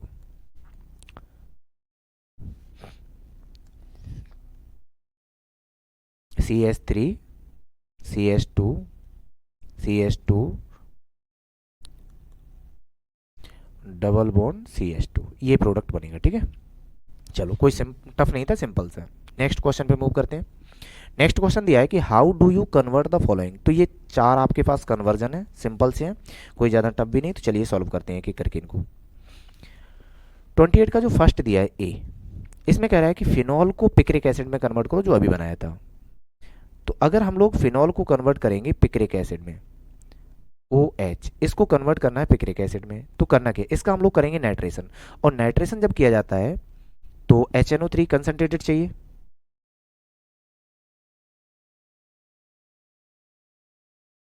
और ये जो रिएक्शन होती है ये होती है कंसंट्रेटेड H2SO4 की प्रेजेंस में। और जब H2SO4 कंसंट्रेटेड लोगे तो इसके ऑर्थो और पैरा सभी पोजीशन पर नाइट्रो ग्रुप आके ऐड हो जाएगा, NO2 NO2 और NO2। नेमिंग नहीं कर रहे, इसी को हम लोग बोलते हैं पिक्रिक एसिड, जो हम लोगों ने इससे अगले वाले पेज पे की थी शायद। सेकंड इसका क्वेश्चन क्या दिया गया है? सेकंड क्वेश्चन दिया गया है आपको कि जो प्रोपेन है उसको कन्वर्ट करना है 2 मिथाइल प्रोपेन टू ऑल। तो चलो पहले इसका स्ट्रक्चर बना ले रहे, उसके बाद सॉल्व करेंगे। प्रोपेन प्रोपेनॉन, प्रोपेनॉन का फॉर्मूला क्या बन जाएगा? ऑन है तो कीटोन आएगा, CH3 और C double bond O CH3। इसको कन्वर्ट करना है, किस में कन्वर्ट करना है? 2 मिथाइल 2 प्रोपेन, मतलब है CH3COH CH3 और CH3, इसमें कन्वर्ट करना है। तो इस रिएक्शन में एक चीज़ ध्यान सुनो, देखो इसमें एक कार्बन, दो कार्बन, तीन कार्बन, इसमें चार कार्बन आ गए, तो इसका मतलब एक कार्बन की जरूरत पड़ेगी। तो इस रिएक्शन की सबसे बेस्ट एक कार्बन बढ़ाने का तरीका और एल्कोहलिक ग्रुप भी आना चाहिए। तो इस रिएक्शन में हम लोग करेंगे क्या, carbon carbon double bond CH3 CH3। इसकी रिएक्शन ग्रिग्नार्ड रिएजेंट से कराएंगे, पर ग्रिग्नार्ड रिएजेंट में एक ही कार्बन एक्स्ट्रा होना चाहिए, तो CH3 MgBr, इसके साथ हम लोग इसकी रिएक्शन करा दे रहे। तो जब ग्रिग्नार्ड से रिएक्शन कराओगे तो ग्रिग्नार्ड का जो CH वाला पार्ट है ये अटैक करेगा कार्बन पर, और Mg डायरेक्ट अटैक कर इस पे करेगा ऑक्सीजन पर, ये दोनों एक साथ एडिशन रिएक्शन करते हैं। तो कंपाउंड क्या बन जाएगा, कार्बन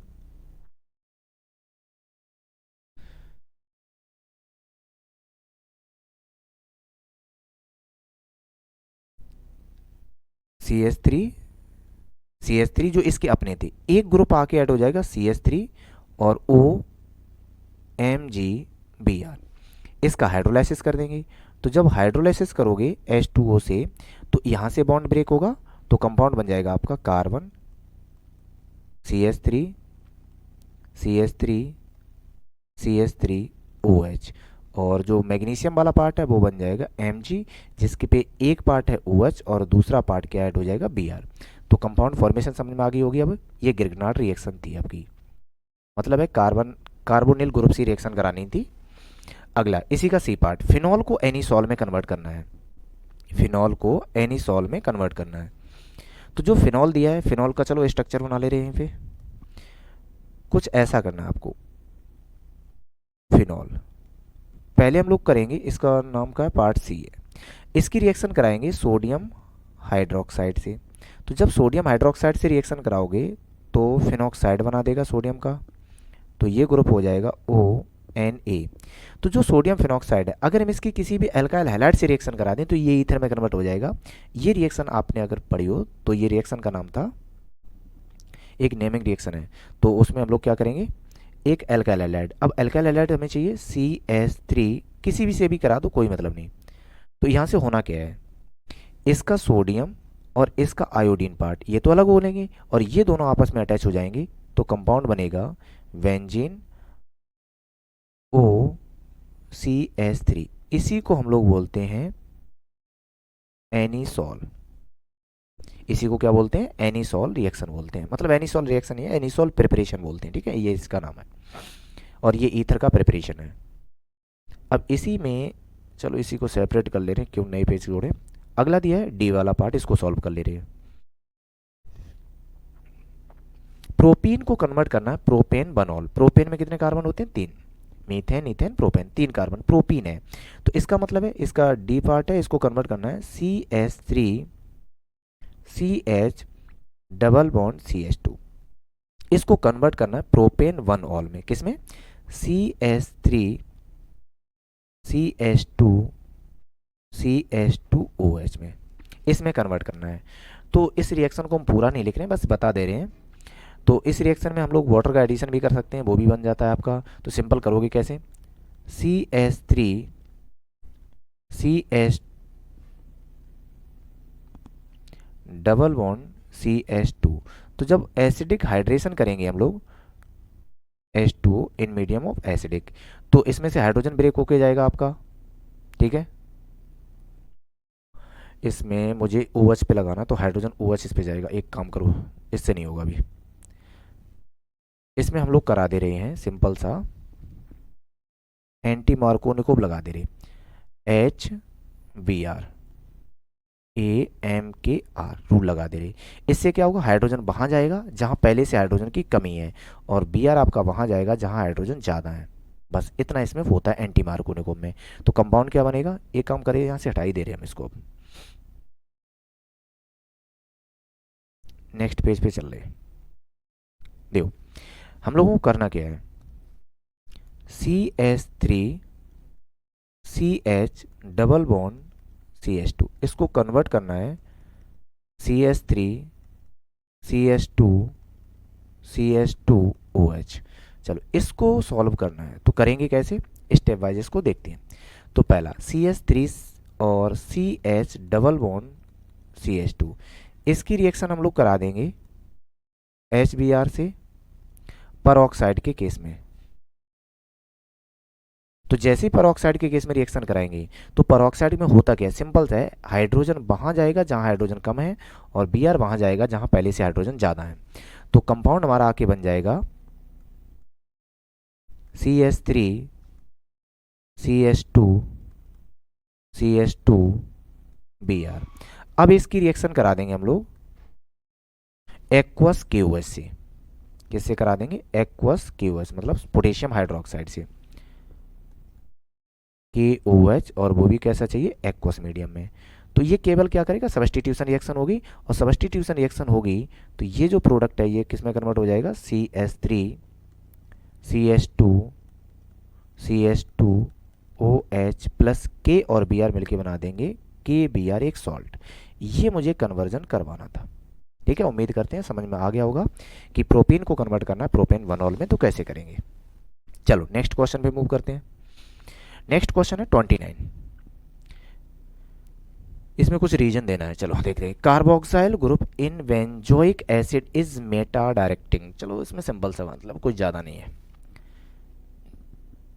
एक लॉजिक बताना, वो चीज़ ध्यान सुनना कि बेंजीन जो होती है, बेंजीन अगर यहाँ पे कोई इलेक्ट्रॉन विथड्रॉइंग ग्रुप आ जाए और बेंजीन पे कोई इलेक्ट्रॉन डोनेटिंग ग्रुप आ जाए, इनका मतलब क्या है, ये इलेक्ट्रॉन अपनी तरफ खींचेगा और ये इलेक्ट्रॉन बेंजीन की तरफ देगा, तो ये इलेक्ट्रॉन डेंसिटी कम करेगा ऑर्थो पैरा पे और ये इलेक्ट्रॉन डेंसिटी बढ़ाएगा ऑर्थो एंड पैरा पे। तो ये इलेक्ट्रॉन देखो, इसको बोलते हैं मतलब है ortho and para directing group, और इसको बोलते हैं ortho para deactivating group. Activating group और डीएक्टिवेटिंग ग्रुप, ये डीएक्टिवेट कर रहा है और ये एक्टिवेट कर रहा है। तो अगर ये एक्टिवेट कर रहा है तो क्वेश्चन इसमें क्या पूछा गया है, क्वेश्चन सिंपल सा पूछा गया है कि जो भी हमारे पास बेंजीन है इस पे जो फंक्शनल ग्रुप लगा है वो COOH लगा है, और जो COOH होता है ये इलेक्ट्रॉन विथड्रॉइंग ग्रुप में काउंट किया जाता है। अगर ये इलेक्ट्रॉन विथड्रॉइंग ग्रुप है तो यहाँ पे इलेक्ट्रॉन डेंसिटी को ये कम करेगा। अगर यहाँ इलेक्ट्रॉन डेंसिटी कम करेगा तो जो आपकी मेटा पोजीशन है इसकी इलेक्ट्रॉन डेंसिटी इनके अकॉर्डिंग थोड़ी ज़्यादा है अभी, इसलिए इसको बोलते हैं मेटा डायरेक्टिंग ग्रुप। क्लियर है। चलो नेक्स्ट क्वेश्चन पूछता है कि sodium bisulphide is used for the purification of aldehyde and ketone. अब इसका मीन्स क्या है, नेक्स्ट पेज पे बता रहे। चलो देखो, इसका मीन्स ये है कि जब भी हमारे पास कोई एक एल्डिहाइड हो या कीटोन हो तो जनरली एक रिएक्शन ले ले, एल्डिहाइड की ले ले या कीटोन की ही ले ले, R1 या R2, डबल बॉन्ड O। जब इस पे रिएक्शन कराओगे सोडियम बाइसल्फाइड SO3, तो ये एक एडिशन प्रोडक्ट बनाता है जिसका नाम हो जाएगा RC R1, यहाँ हो जाएगा OH और यहाँ हो जाएगा HSO3, और यहाँ पे क्या हो जाएगा आपका सोडियम, H नहीं रहेगा, अब H तो उसमें चला जाएगा, तो यहाँ प्रोडक्ट बनाएगा SO3 नेगेटिव और Na पॉजिटिव। ये एक एडिशन कंपाउंड है, और एडिशन कंपाउंड जो है ये सॉलिड होता है, मतलब इसको बोलेंगे क्रिस्टलाइन सॉलिड। कैसा है, क्रिस्टल सॉलिड होता है। तो जब हम किसी भी एल्डिहाइड में, चाहे ये आपका एल्डिहाइड हो या फिर ये कोई भी कीटोन हो, तो एल्डिहाइड और कीटोन के अलावा जब कोई कंपाउंड होता है वो तो इसके साथ रिएक्शन करेगा नहीं, एडिशन प्रोडक्ट नहीं बनाएगा, और ये एडिशन प्रोडक्ट बना के बन जाएगा सॉलिड में, और सॉलिड में जब ये बनेगा तो हम इसको कर लेंगे फिल्टर। तो जो ये हमारे पास फिल्टर होने के बाद प्रोडक्ट बनेगा एडिशन प्रोडक्ट, मीन्स कौन सा था, R मतलब कार्बन, R1 और यहाँ से OH और SO3Na। अगेन इसकी किसी भी जो आपके होते हैं इनऑर्गेनिक एसिड, HCl से रिएक्शन करा दो, किसी से रिएक्शन करा दो, कंपाउंड बन जाता है। तो जैसे हम लोग मान लो HCl से रिएक्शन करा दी तो ये अगेन उसी में ब्रेक हो जाता है जिससे ये मिलकर बनाता, मतलब है कि RC double bond O R1। तो अगर हमारे पास जो एल्डिहाइड कीटोन है दूसरे किसी और प्रोडक्ट के साथ ये मिक्स है तो उसको ये सेपरेट करने में बहुत ही अच्छा कारगर होता है। इसीलिए पूछा जाता है कि जो आपने लिया सोडियम बाइसल्फेट, इसको यूज़ करते हैं किसमें, प्यूरिफिकेशन, किसमें, एल्डिहाइड हो या फिर कीटोन। तो बात समझ में आ गई कैसे करते हैं कि जैसे हम इसको डालेंगे तो एल्डिहाइड कीटोन तो इसका एडिशन प्रोडक्ट बनाएंगे जो क्रिस्टलाइन सॉलिड होते हैं, उनको फिल्टर करेंगे और फिल्टर करने के बाद ये कन्वर्ट होगा। अगेन हम इसकी रिएक्शन कराएंगे HCl से या बेस से करा दो, NaOH से हो जाए या KOH से हो जाए, किसी से। अगेन ये कन्वर्ट हो जाता है अपने प्योर फॉर्म में, इसलिए इसको प्योरिफिकेशन में नाम से जानते हैं। थर्ड क्वेश्चन क्या दिया है, carboxylic acid do not give characteristic reaction of carbonyl group. Carbonyl group की रिएक्शन नहीं देता है, ऐसा क्यों है? चलो देखते हैं, इसी में ऐड कर लेते हैं। रीजन है उसका कुछ नहीं, carboxylic acid C double bond OH, जब इसको आप एसिडिक कंडीशन में यूज करोगे तो ये हो जाएगा RC double bond O negative plus H positive. इसको हम लोग बोलते हैं एसीटेट आयन, ठीक है, एसीटेट आयन। तो जब एसीटेट आयन है ये चला जाता है रेजोनेंस में। जब ये रेजोनेंस में जाता है तो रेजोनेंस में बनेगा क्या, तो ये कंपाउंड हो जाता है RC double bond O negative, और इसी का दूसरा रेजोनेंस पार्ट बन जाता है RCO negative double bond O।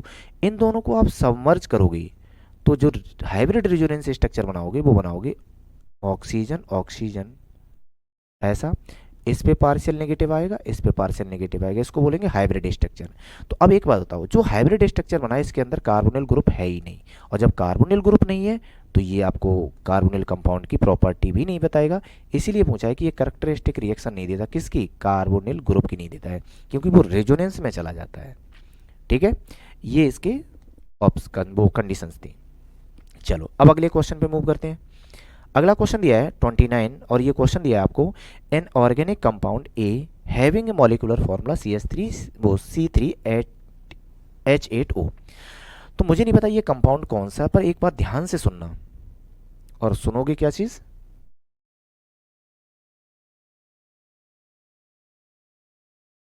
हाँ चलो, कंडीशन ये सुननी है कि हमारे पास जो ऑर्गेनिक के पूरे 12th में चैप्टर हैं उनमें पहला दिया हेलो एल्केन हेलो एरिन, वहां पे ओ का कोई यूज नहीं, ठीक है। सेकंड चैप्टर दिया आपको एल्कोहल फिनॉल ईथर, एल्कोहल हो तो एक OH आएगा, फिनॉल हो तब भी एक OH आएगा, और ईथर हो ROR तब भी एक हो, मतलब ये हो सकते हैं क्योंकि एक ही O है हमारे पास। सेकेंड प्रॉपर्टी मतलब जो अगला चैप्टर दिया है aldehyde ketone and carboxylic, aldehyde में CHO ग्रुप एक ही कार्बन होता है, हो सकता है। Ketone carbon double bond oxygen, ये भी हो सकता है, पर कार्बोक्सिलिक नहीं हो सकता। ये दो हो सकते हैं, उसके बाद आपके होने के चांस तो आपको पता है एक अमाइन है, उसके बाद ग्लूकोज। तो इसका मतलब या तो ये एल्कोहल है, एरोमेटिक हो सकता है, ईथर हो सकता है। एरोमेटिक नहीं हो सकता क्योंकि यहाँ पे एरोमेटिक के लिए कंडीशन ही नहीं है, तो ये एल्डिहाइड है या फिर कीटोन है या फिर आपका एल्कोहल, तीन में से ईथर में भी हो सकता है। तो क्वेश्चन है कि जब भी हमने इसको कॉपर के साथ रिएक्शन कराते हैं तो एक बात ध्यान सुन लो हमेशा कि ऑर्गेनिक कंपाउंड की रिएक्शन अगर आपने कॉपर के साथ हीट की तो ये H2 गैस रिलीज करेगा। आगे ये भी कह रहे हैं कि we does not reduce Fehling solution, ये फेलिंग सॉल्यूशन को रिड्यूस नहीं कर रहा। आगे कह रहा है कि I2 के साथ रिएक्शन करें तो एक येलो पीपीटी देता है, और मुझे ये पता है कि येलो पीपीटी कौन देता है, कार्बोनिल कंपाउंड के साथ CH3 ग्रुप होना चाहिए, ये देगा। तो इसका मीन्स क्लियर हो रहा है कि जब हम लोगों ने हाइड्रोजन गैस रिलीज की उसके बाद ये कीटोन बनाएगा, और उसके बाद कीटोन बनाएगा तो इसका मतलब ये एल्कोहल था। बात समझ में आ गई? तो पहली प्रायोरिटी मिली है कि ये एक एल्कोहल है। कैसे? हमने यहां से डिसाइड किया ये एल्कोहल हो सकता है, ईथर हो सकता है, एल्डिहाइड हो सकता है, कीटोन हो सकता है। पर वो ये कह रहे हैं कि जब आपने कॉपर के साथ रिएक्शन की और कॉपर के साथ ऑर्गेनिक रिएक्शन कंपाउंड की करोगे, जब हीट करते हैं तो हाइड्रोजन गैस रिलीज करेगा, उसके बाद जो प्रोडक्ट बन रहा है वो फेलिंग सॉल्यूशन को रिड्यूस नहीं करेगा, पर एक आयोडीन टेस्ट दे रहा है, और आयोडीन टेस्ट यही देते हैं, मतलब वहां पे कीटोनिक ग्रुप आएगा कब, जब आपका कॉपर रिड्यूस करेगा हाइड्रोजन को, उसके बाद, मतलब रिलीज करेगा उसके बाद। तो इसका मतलब पहले से कीटोनिक ग्रुप नहीं है, तो अब बचा हमारे पास केवल और केवल एल्कोहल। ठीक है, चलो अब हम इसको यहां से इरेज कर रहे हैं। अब अगर हम इसको एल्कोहल मान के कंपाउंड बनाएंगे तो कंपाउंड कैसा बनेगा और क्या क्या बनेगा, इसकी अब प्रायोरिटी देख ले रहे हैं। तो पहली प्रायोरिटी 3 कार्बन है, 3 कार्बन है तो CH3 CH2 CH2OH ये हो सकता है। अगर आपने कॉपर के साथ हीट की तो ये कन्वर्ट हो जाएगा एल्डिहाइड में, CH3 CH2 CH2 एल्डिहाइड में कन्वर्ट हो जाएगा। और एल्डिहाइड आपका जो सॉल्यूशन है ये आपका फेलिंग टेस्ट देता है, और वो ये कह रहे नहीं देना चाहिए, इसका मतलब प्राइमरी अल्कोहल नहीं है। ये भी कंडीशन हटा दो अब यहाँ से, इरेज कर दे रहे हम। तो फिर कंडीशन क्या बनी? तो अब कंडीशन ये बनी है कि अब जो होना चाहिए वो सेकेंडरी अल्कोहल है आपका, और सेकेंडरी अल्कोहल है तो कैसा होगा? CH3 CHOH CH3। इसकी कॉपर के साथ हीट करेंगे, तो जब कॉपर के साथ हीट करोगे तो हमने सिंपल सा बोला है क्या निकलना है? H2 gas. H2 गैस निकलेगी कहाँ से? एक हाइड्रोजन यहाँ से जाएगा, एक इस कार्बन से जाएगा, और दोनों कार्बन के बीच में डबल बॉन्ड आ जाएगा बस। तो कंपाउंड क्या बनेगा? CH3C double bond O CH3, ये कंपाउंड बनेगा। ये जो कीटोनिक ग्रुप है, अब ये प्रोडक्ट बन गया आपका P। ये तो क्लियर हुआ। क्वेश्चन कह रहा है फेलिंग सॉल्यूशन नहीं देगा, फेलिंग नहीं देगा क्योंकि फेलिंग एल्डिहाइड देते हैं, कीटोन नहीं देते हैं। ठीक है, आगे अब ये कह रहा है कि अगर हम इसमें सी प्रोडक्ट देगा कब? आयोडीन NaOH के साथ रिएक्शन करा दें, करा दो। तो जैसे ही इसमें आयोडीन ऐड करोगी, किसके साथ? NaOH के साथ, तो ये एक आयोडोफॉर्म टेस्ट है। आयोडोफॉर्म टेस्ट में कंपाउंड क्या बनेगा? कोई भी एक प्रोडक्ट, ध्यान सुनो, हम पूरा रिएक्शन नहीं लिखेंगे, इसमें से क्या एक ये वाला पार्ट ले लो, चाहे ये वाला पार्ट, ये आयोडीन के साथ चला जाएगा, और जैसे ही आयोडीन के साथ चला जाएगा तो कंपाउंड बनाएगा CH3I। पर ये तो क्या बना? आयोडीन बन गया, मिथाइल आयोडाइड। मुझे चाहिए आयोडोफॉर्म, तो आयोडोफॉर्म एक्चुअल में क्या होता है आपका? CHI3। क्या होगा? CHI3। और जो ये पार्ट है ये सोडियम ऑक्साइड बना देगा, तो ये कंपाउंड बनेगा CH3C double bond O Na। तो यहाँ से इसको बोलते हैं येलो PPT।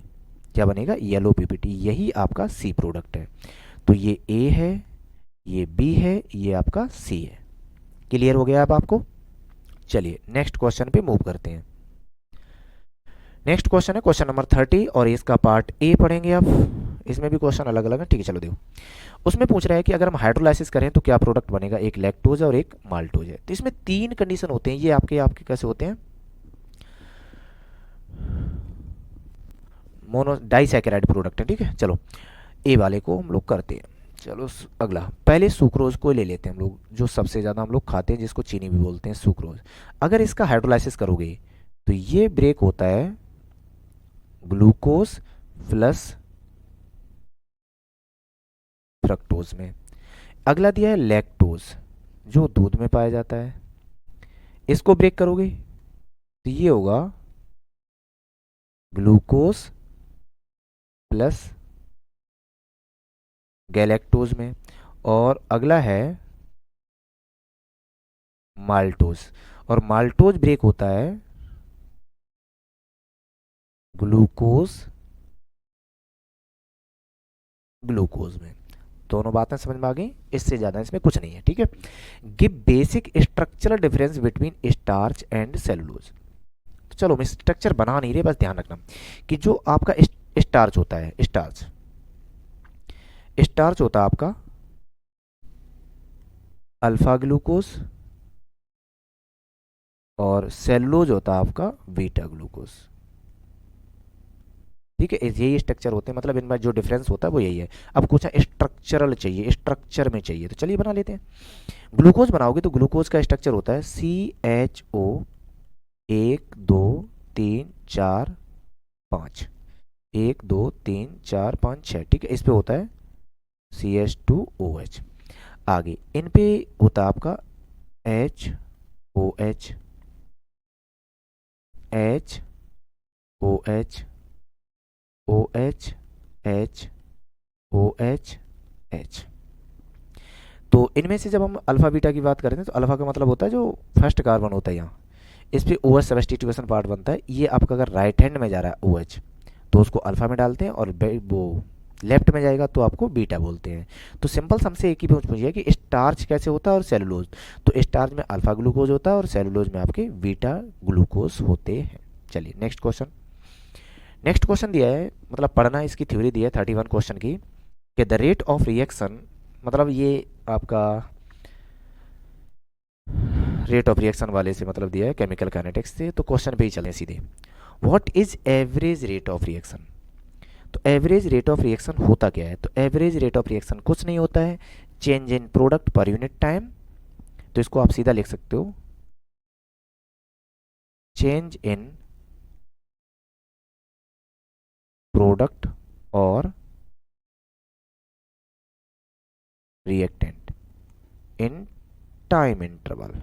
उस टाइम इंटरवल में कितना चेंज हो रहा है उसको हम लोग बोलते हैं रेट ऑफ रिएक्शन। अगला सेकंड में पूछ रहा है right two factors that affect the rate of reaction. चलो इसको बता दे कौन कौन से फैक्टर हैं जो अफेक्ट करते हैं। तो पहली चीज है कंसंट्रेशन ऑफ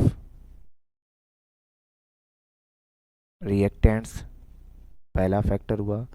दूसरा हुआ सरफेस एरिया।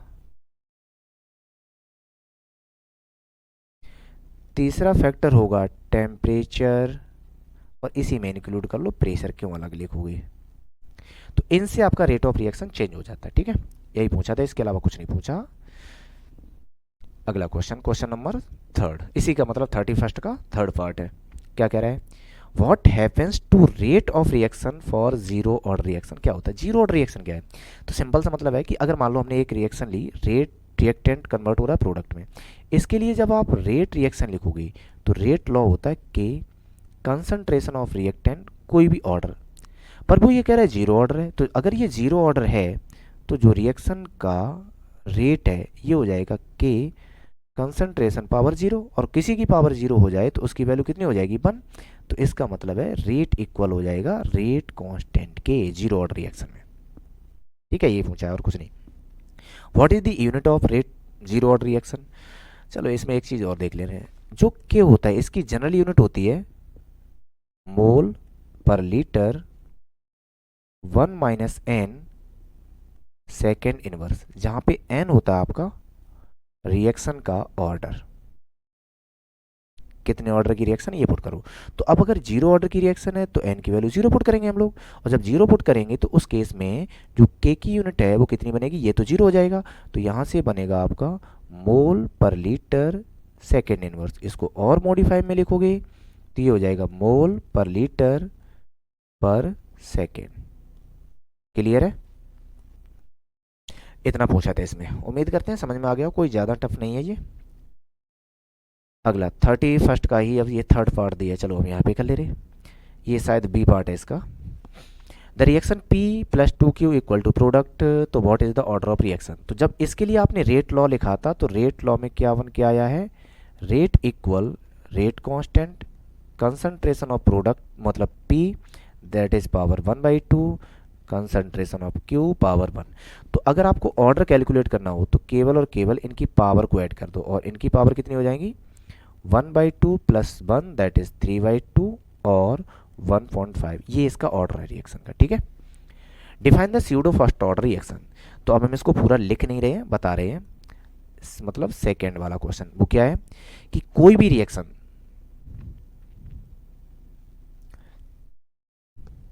इसमें, चलो लिख ले रहे हैं, the reaction appears, the reaction that appears to be of higher order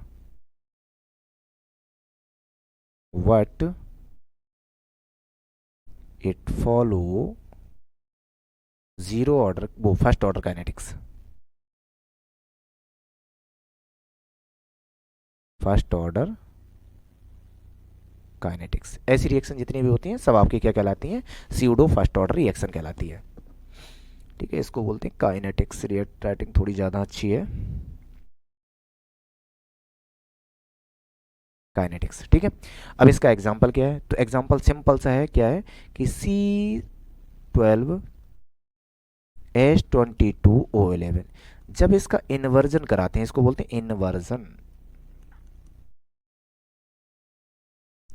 तो ये टूटेगा C6H12O6 प्लस C6H12O6, एक ग्लूकोज और एक फ्रक्टोज। तो ये रिएक्शन आपकी स्यूडो फर्स्ट ऑर्डर रिएक्शन है, क्योंकि इस केस में जो वाटर है वाटर यहाँ पे आपका एक्सिस में लिया जाता है, और जब एक्सिस में लिया जाता है तो ये पूरे कंसंट्रेशन पे कोई इफेक्ट नहीं डालेगा, इसलिए इसको स्यूडो फर्स्ट ऑर्डर रिएक्शन बोलते हैं।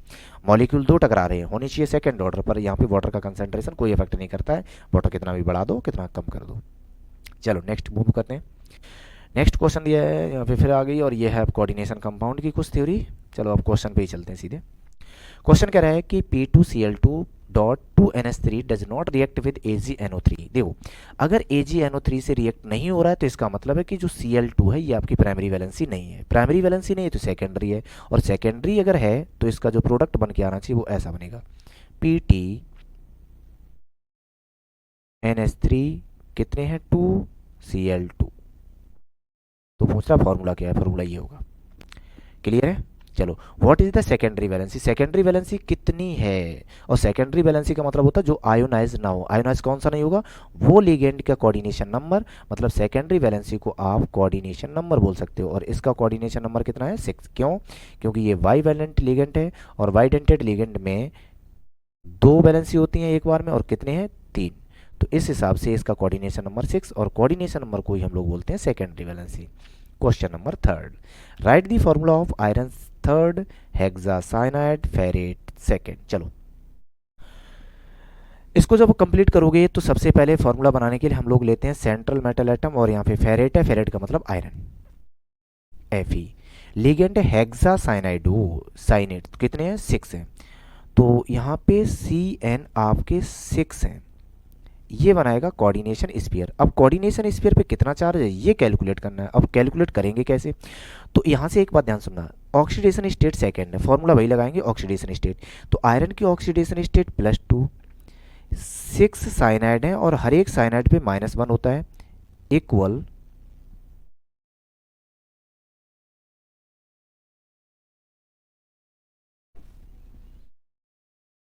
चलो इक्वल कितना बचा, हाँ x, तो x की वैल्यू कितनी आएगी -4, इस पे कितना आएगा -4।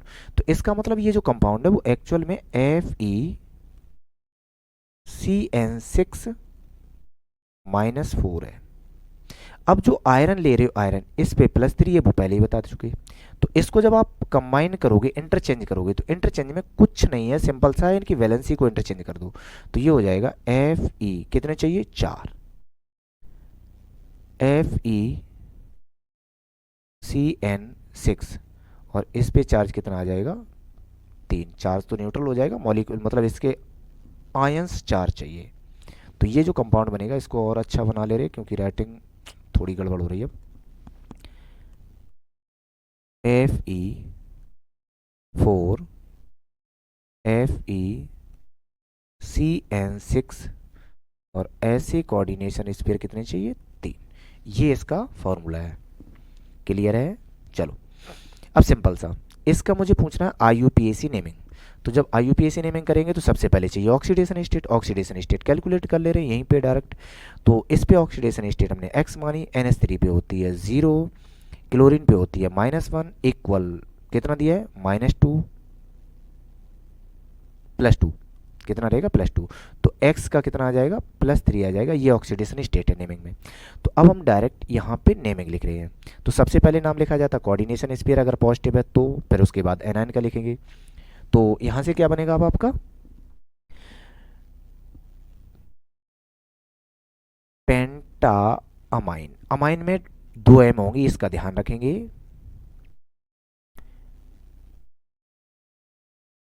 पेंटा अमाइन क्लोरिडो कोबाल्ट, कितनी ऑक्सीडेशन स्टेट आई थी +3, और उसके बाद क्लोराइड।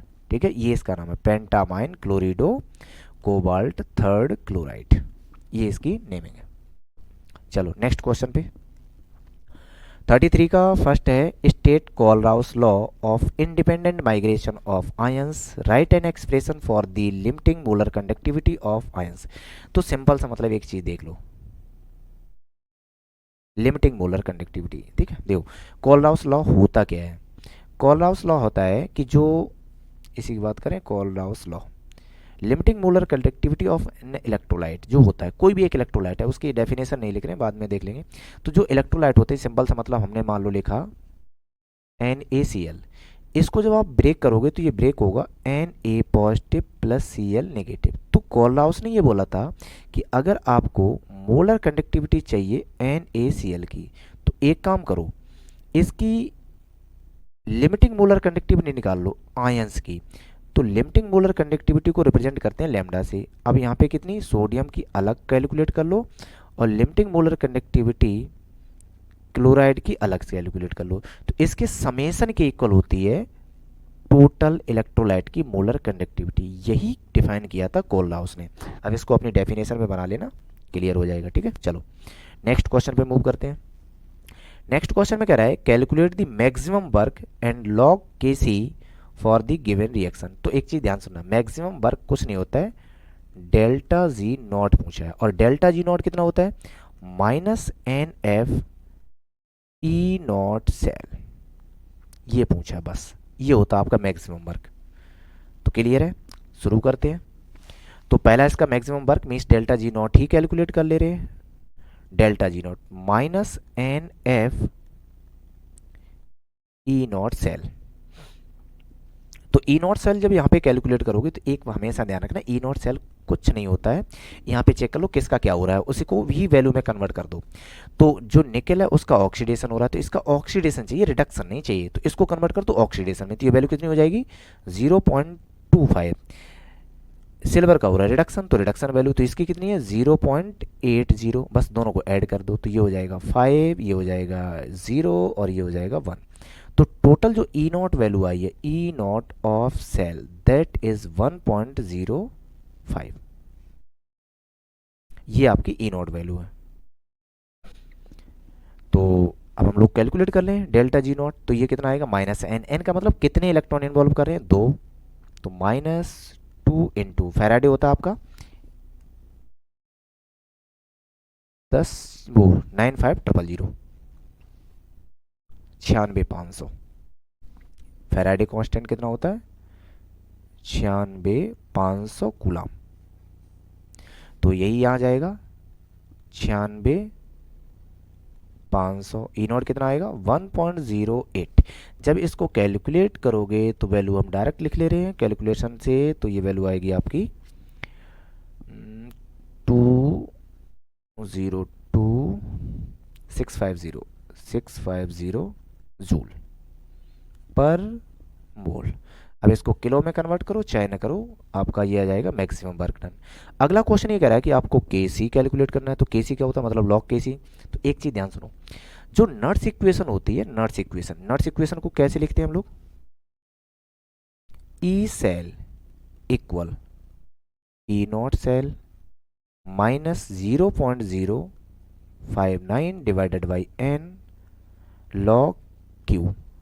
अब जैसे ही ये इक्विलिब्रियम में जाएगा, इक्विलिब्रियम स्टेट में, तो उस केस में ई सेल 0 हो जाएगा और Q कन्वर्ट हो जाएगा Kc में, जैसे ही इक्विलिब्रियम पे पहुंचेगा। इक्विलिब्रियम का मतलब है ऑक्सीडेशन वैल्यू और रिडक्शन वैल्यू दोनों बराबर हो जाएंगे, जब बराबर हो जाएंगी तो आंसर 0, मतलब कोई पोटेंशियल रिलीज नहीं करेगा। तो अगर ऐसा है तो इस इक्वेशन में पुट कर दो, तो जैसे ही इस इक्वेशन में पुट करोगे तो 0 equal E not -0.059 divided by n log Kc। अब log Kc ही चाहिए तो कितना बन जाएगा, log Kc इक्वल, ये वैल्यू पॉजिटिव में जाएगी तो ई नॉट, n ऊपर जाएगा और नीचे हो जाएगा 0.059, ये log Kc आएगा।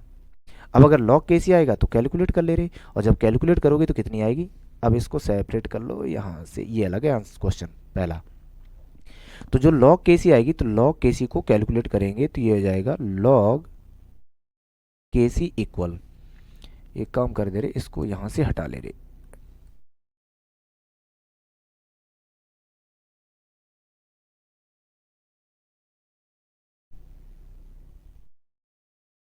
इसको यहाँ डाल दो, चलो ठीक है देखो। तो log Kc कितना हो जाएगा, ई नॉट कितना आएगा आपका 1.05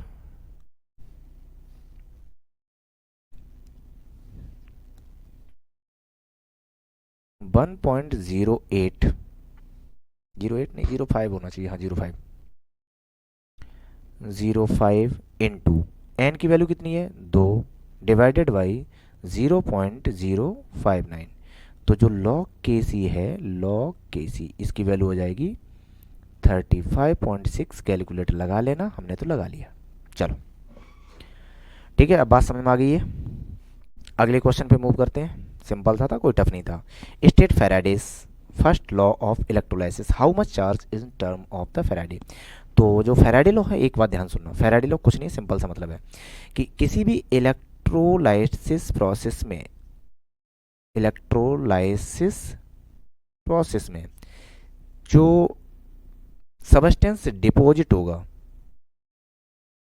डिपॉजिट सबस्टेंस, ये डायरेक्टली प्रोपोर्शनल होता है चार्ज की। जितना चार्ज अप्लाई करेंगे उतना डिपॉजिट होता रहेगा, जितना कम डिपॉजिट होगा। बस ये इसका पूरा फॉर्मूला था। तो इसको पढ़ते हैं। It is stated that the mass of substance deposit or liberated at the electrode is directly proportional to the applied charge. अब क्वेश्चन ये नहीं है, क्वेश्चन ये है कि अगर मुझे कॉपर का 1 मोल डिपॉजिट करना है तो कितने फैराडे चार्ज चाहिए। तो सिंपल सा मतलब लॉजिक लगा लो। सी मतलब क्या नाम, Cu डबल पॉजिटिव, इसको 2 इलेक्ट्रॉन चाहिए और ये कन्वर्ट हो जाएगा कॉपर में।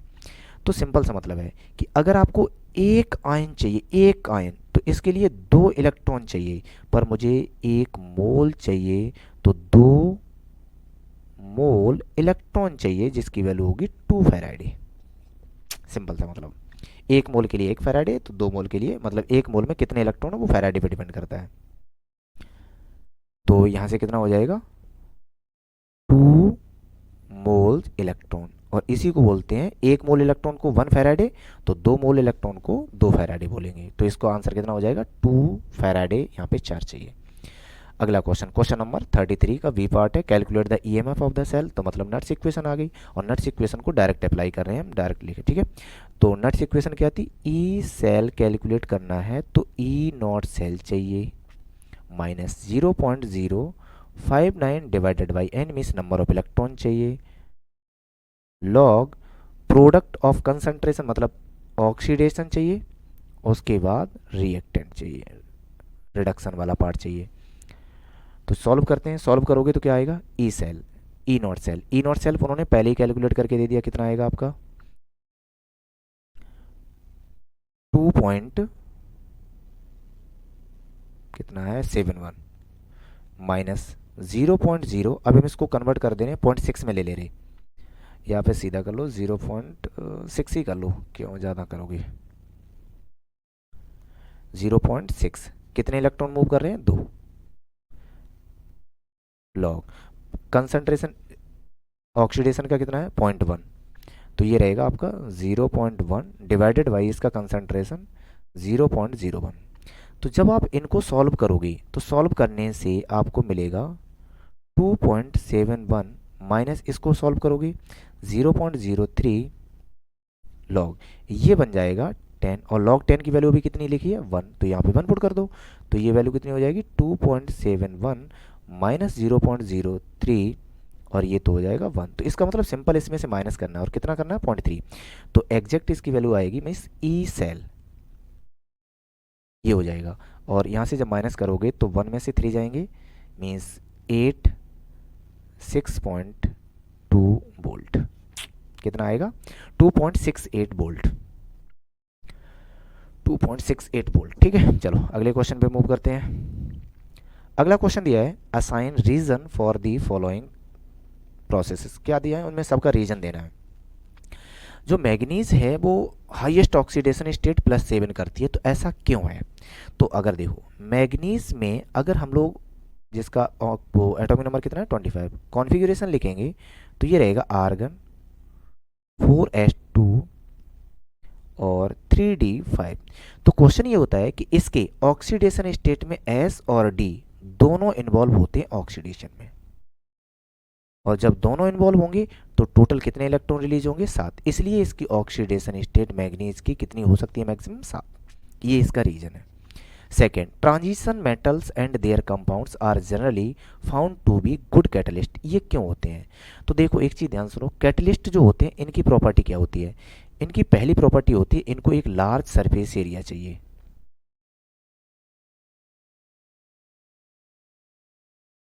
एक लार्ज सरफेस एरिया चाहिए। दूसरी प्रॉपर्टी क्या होती है? वेरिएबल ऑक्सीडेशन स्टेट चाहिए। वेरिएबल ऑक्सीडेशन स्टेट ये भी इनके पास होती है। और थर्ड कंडीशन होती है ये कॉम्प्लेक्स कंपाउंड बना लेते हैं। ये इनके पास प्रॉपर्टी होती है जिसके कारण इसको हम लोग क्या बोलते हैं? गुड कैटलिस्ट बोलते हैं। और ये सब पाई जाती हैं ट्रांजिशन मेटल के अंदर। चलो अगला, अगला दिया है chromium is reducing in nature while with the same D orbital configuration manganese आपका ऑक्सीडाइजिंग एजेंट होता है। ऐसा क्यों? देखो जो क्रोमियम होता है इसको अगर हम ट्रीट करें तो इसके पास अभी 4 इलेक्ट्रॉन हैं। ठीक है, देखो इसका मतलब क्या है, जो क्रोमियम है Cr डबल पॉजिटिव तो D4, तो इसमें होता क्या एक्चुअल में, इसको अगर हम स्प्लिटिंग के केस में लिखें तो स्प्लिटिंग के केस में ये बन जाता ऐसा, और इसके पास 4 इलेक्ट्रॉन 1 2 3 4, तो इसको तो हम बोलते हैं T2G और इसको बोलते हैं Ag। तो इसका मतलब अगर इसको स्टेबल कंडीशन में लाना है तो T2G3 इसका हाफ फील्ड स्टेबल होगा। उस केस में ये इलेक्ट्रॉन को रिलीज करेगा, और इलेक्ट्रॉन को रिलीज करेगा तो ऑक्सीडाइज होगा, और ऑक्सीडाइज होगा तो इसका नेचर कैसा हो जाएगा? रिड्यूसिंग। ये इसका नेचर था। अगला आगे कह रहा है कि जो मैग्नीज है, मैग्नीज वो ऑक्सीडाइजिंग एजेंट करता है। तो मैग्नीज को केवल इसलिए बोला जाता है कि जब D4 के केस में चलता है तो इसका जो 3D ऑर्बिटल होता है इसमें 4 इलेक्ट्रॉन होते हैं, 1 2 3 और एक और बना लो 4। तो इसके ऑर्बिटल में कितने इलेक्ट्रॉन होते हैं? 1 2 3 4। तो ये एक और इलेक्ट्रॉन गैन करना चाहेगा, मतलब रिड्यूस होना चाहेगा, इसलिए इसको ऑक्सीडाइजिंग एजेंट बोलते हैं। ये इसका रीजन था और कोई ज़्यादा नहीं है। Zinc has lowest enthalpy of atomization. तो ये सिंपल से एक ही चीज़ होती है कि इसका जो डी ऑर्बिटल है ये कंप्लीट होता है, बस इसका रीजन देना है, बस अनपेयर्ड इलेक्ट्रॉन होते नहीं है। कॉपर आयन अनस्टेबल होता है, क्यों होता है? तो जो कॉपर डबल पॉजिटिव है मतलब सिंगल पॉजिटिव, ये 2 केस में कन्वर्ट हो जाता है, कॉपर डबल पॉजिटिव में भी और कॉपर में भी। मतलब है इसका ऑक्सीडेशन भी होगा और इसका रिडक्शन भी होगा। ये डिस्प्रपोर्शनेशन रिएक्शन दिखाता है, इसलिए ये अनस्टेबल होता है। चलो नेक्स्ट क्वेश्चन पे 35 मतलब ये क्वेश्चन अब लास्ट होंगे। ठीक है, चलो देखो, carry out the following conversion, ये कन्वर्जन करने हैं। तो इथेनल मतलब एल्डिहाइड, तो ये फर्स्ट पार्ट है CH3CHO, ये कन्वर्ट करना है ब्यूट टू इन, मतलब है 4 कार्बन होने चाहिए। तो इसका जो स्ट्रक्चर बनाओगे, इसका स्ट्रक्चर ये कैसा बनेगा?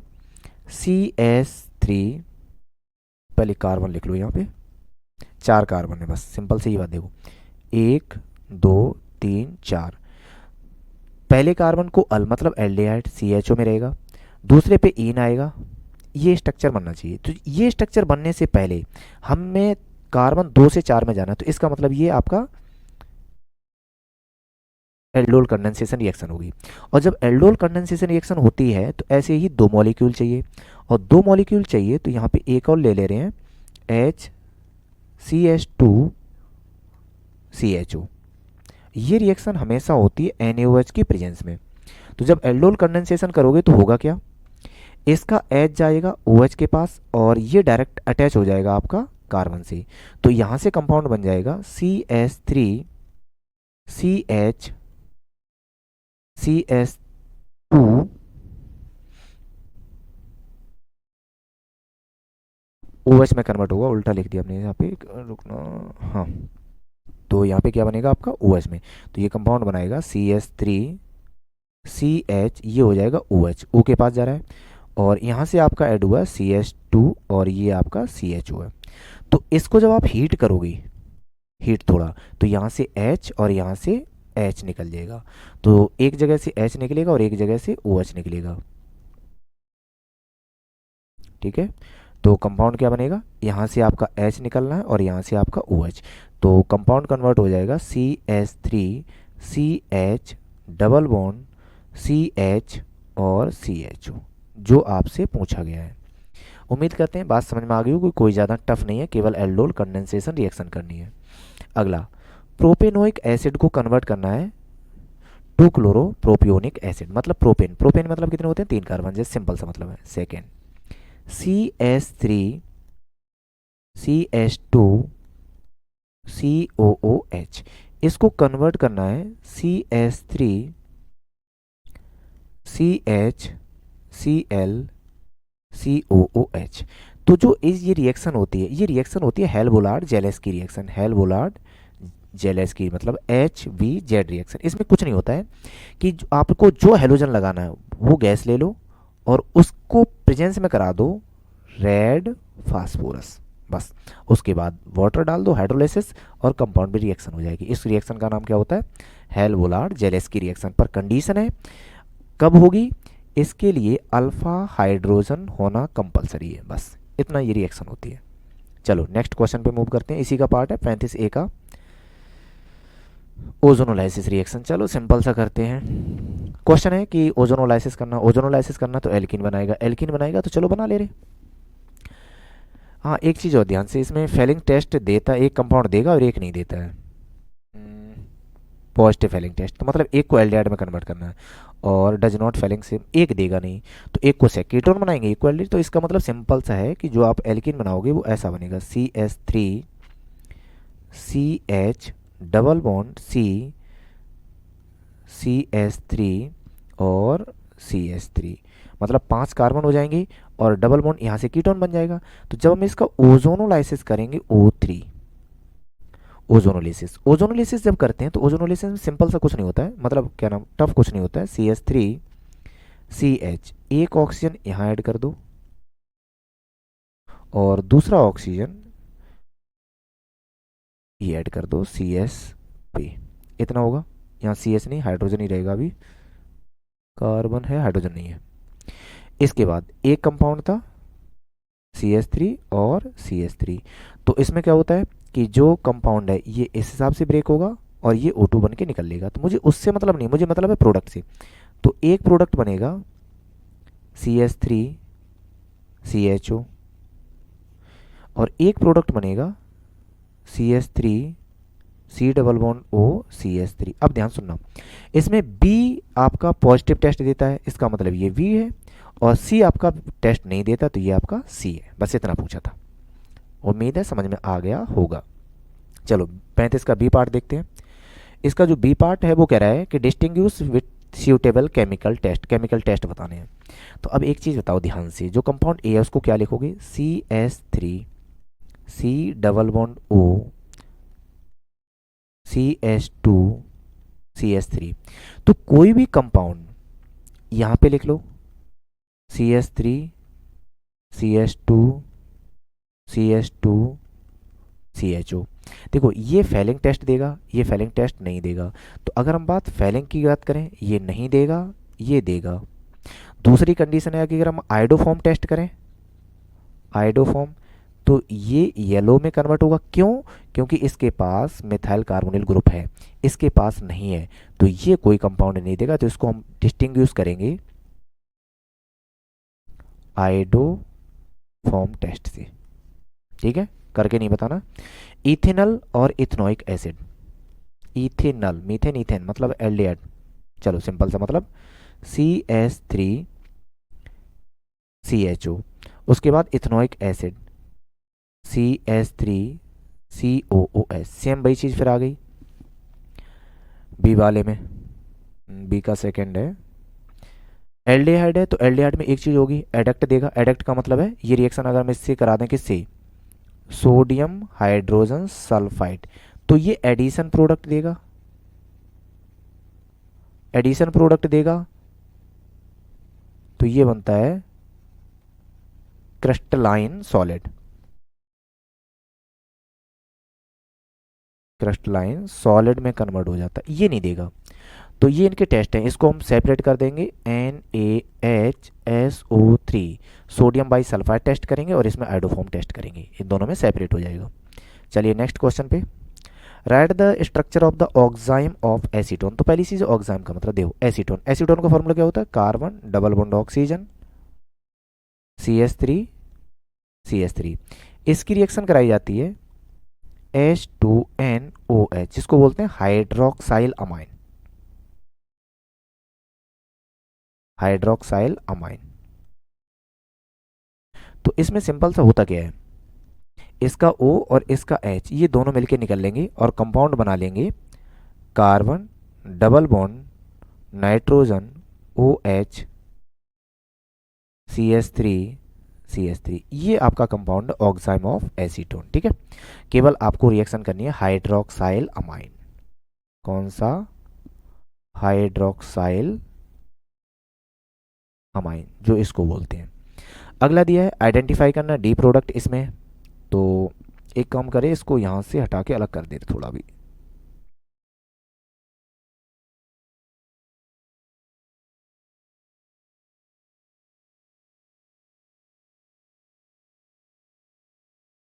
चलो यहाँ डाल दे रहे हैं इसको।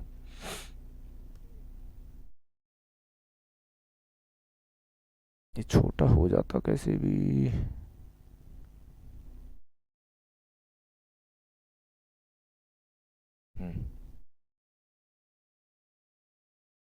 चलो इसको छोटा करके यहाँ डाल दे रहे, यहाँ नहीं बनेगा, यहीं रहने दो। चलो